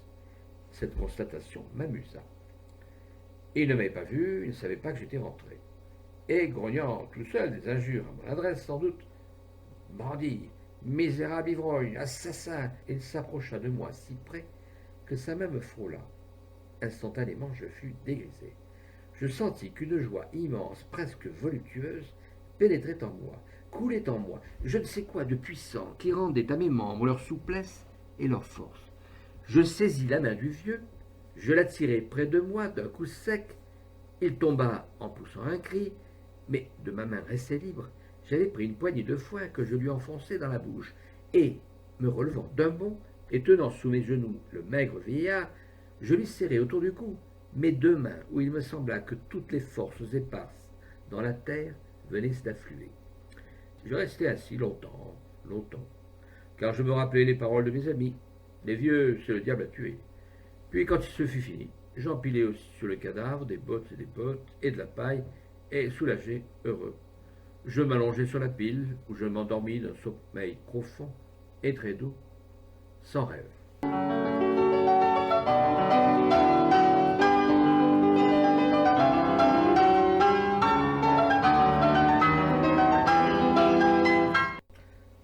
En traitement. Comme je montais m'habiller pour le dîner, quelqu'un, derrière moi, dans l'escalier, m'appela. Monsieur Poul, cher monsieur Georges, je vous prie. Je me retournai, c'était monsieur Tarte. Monsieur Tarte lui-même, en tenue de cheval, et qui, fringant, fredonnant, une fleur d'arnica à la boutonnière de son par-dessus mastic, rentrait d'une excursion au port de Vénasque. Et bonsoir, me salua-t-il. Je suis fort content de vous voir, cher monsieur Poul. Fort content, en vérité. En serrant à la brisée ma main dans ses mains gantées de peau de chien, il répéta, souriant, fort content, fort content. Ah, vous n'imaginez pas à quel point vous m'êtes sympathique, mon cher monsieur Poul. Non, là, vraiment, vous m'êtes un ami, un véritable ami. D'ailleurs, aujourd'hui, j'aime tout le monde. Vous entendez, j'aime tout le monde. Ces effusions de monsieur Tarte m'étonnèrent grandement. Il n'était point dans ses habitudes de les prodiguer de la sorte. Bien au contraire. C'était un petit homme sec, nerveux, maniaque, de gestes fébriles, de voix insolente, et qui s'irritait à propos de tout et de rien. Il était, pour ainsi dire, le cauchemar de l'hôtel. Pas un repas qui ne fût troublé par ses discussions, ses incessantes récriminations. Il ne trouvait jamais rien de bon. Il se plaignait du pain, du vin, du beefsteak, des garçons, de ses voisins. Ses exigences acrimonieuses s'étendaient même sur le système des water closets, qu'il ne jugeait pas assez perfectionné. Ils étaient à tous un supplice quotidien.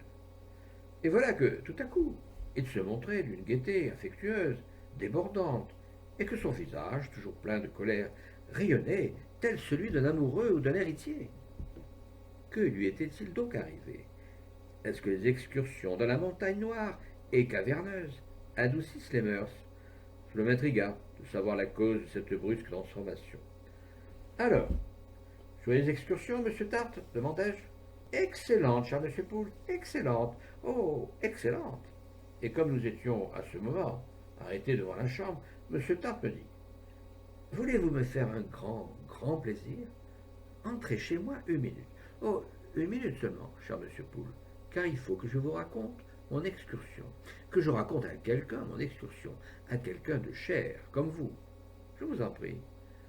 J'aime les originaux, les extravagants, les imprévus, ce que les physiologistes appellent les dégénérés.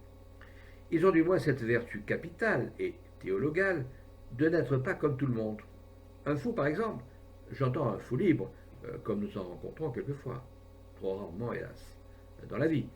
Mais c'est une oasis en ce désert morne et régulier qu'est l'existence bourgeoise. Oh, les chers fous, les fous admirables, êtres de consolations et de luxe, comme nous devrions les honorer d'un culte fervent, car eux seuls dans notre société servilisée et conservent les traditions de la liberté spirituelle, de la joie créatrice. Eux seuls maintenant, ils savent ce que c'est que la divine fantaisie. Vous pensez si j'acceptais l'offre que me faisait M. Tartre? Mais comment non? Enchanté, M. Tartre. Et je pénétrai avec lui dans sa chambre. Avec empressement, il me désigna un siège, aussi confortable que le permet l'état de la civilisation et du mobilier pyrénéen, et lui-même s'enfonça, s'engloutit dans un fauteuil. Ah, monsieur, cher monsieur Poule, s'exclama-t-il, en s'allongeant voluptueusement, vous ne saurez croire à quel point je suis heureux, heureux, heureux. Maintenant, je puis respirer. J'ai un poids de moins sur le cerveau, sur le cœur, sur la conscience. Et quel poids! La maladetta, honoré et estimé monsieur Poule. Oui, j'ai en moins sur le crâne le poids de la maladetta et de toute la chaîne des monts maudits. Je suis libre. Enfin, je me sens léger, volatile, impondérable, si j'ose ainsi dire. Et il me semble que je viens de sortir d'un long, angoissant, infernal cauchemar. Et que, autour de moi, au-dessus de moi, en moi, c'est la lumière. La lumière. La lumière. Enfin, j'ai reconquis la lumière. Et que vous est-il donc arrivé de si extraordinaire? Quel est l'événement merveilleux? Quel miracle? La face toute heureuse, des bras mollement balancés en dehors des accoudoirs du fauteuil, s'étirant comme un chat dans une détente délicieuse de tous ses organes, M. Tartre répondit: Cher monsieur Poule, ah, cher monsieur Poule, j'ai tué un homme. Et sur son visage et dans sa voix, il y avait une expression de soulagement, de délivrance, une ivresse d'âme exorcisée. J'ai tué un homme.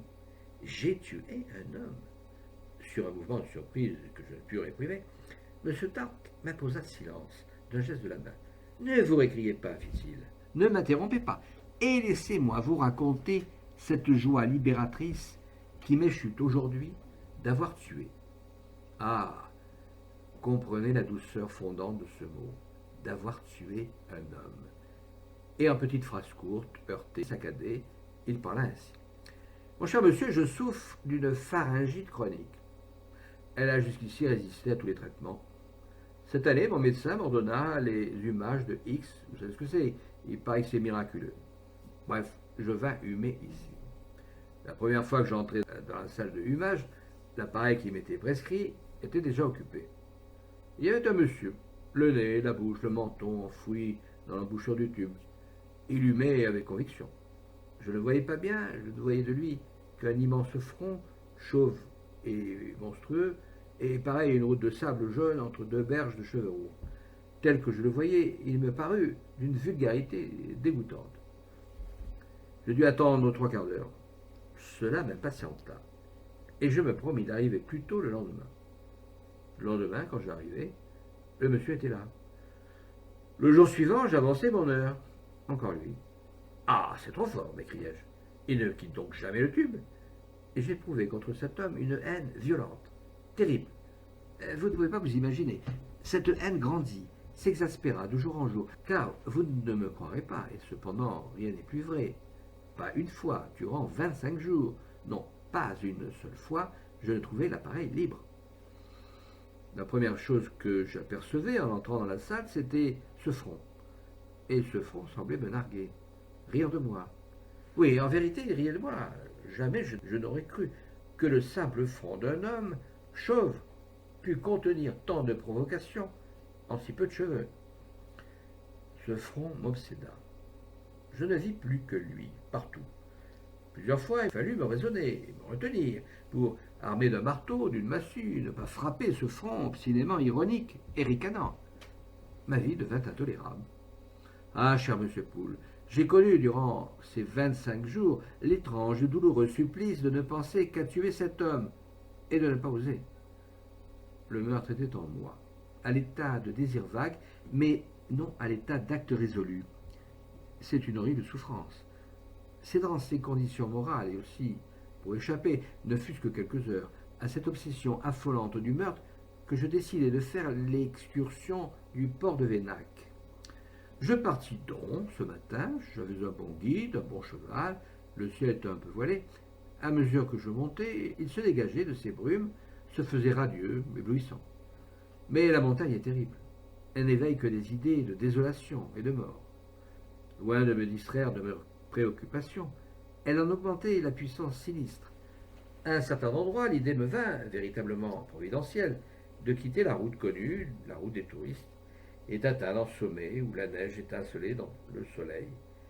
J'abandonnai mon cheval à la garde du guide, et seul, avec rage, j'attaquai une sorte de sente dans le roc qui montait à pic au bord d'un gouffre.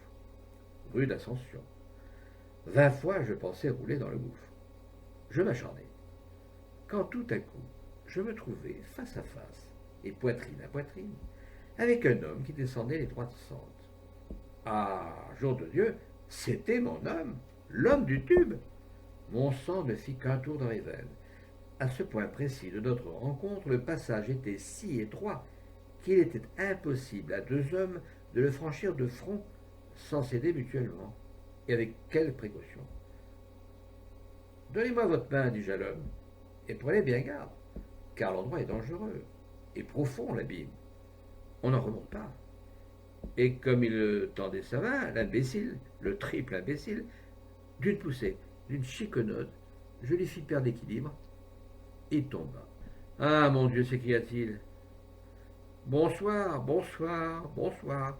Je le vis rouler, rebondir d'un roc à l'autre, et il disparut dans l'abîme. On a bien raison de dire que les paysages ne sont que des états de notre esprit, car aussitôt la montagne me parut resplendissante de beautés inconnues.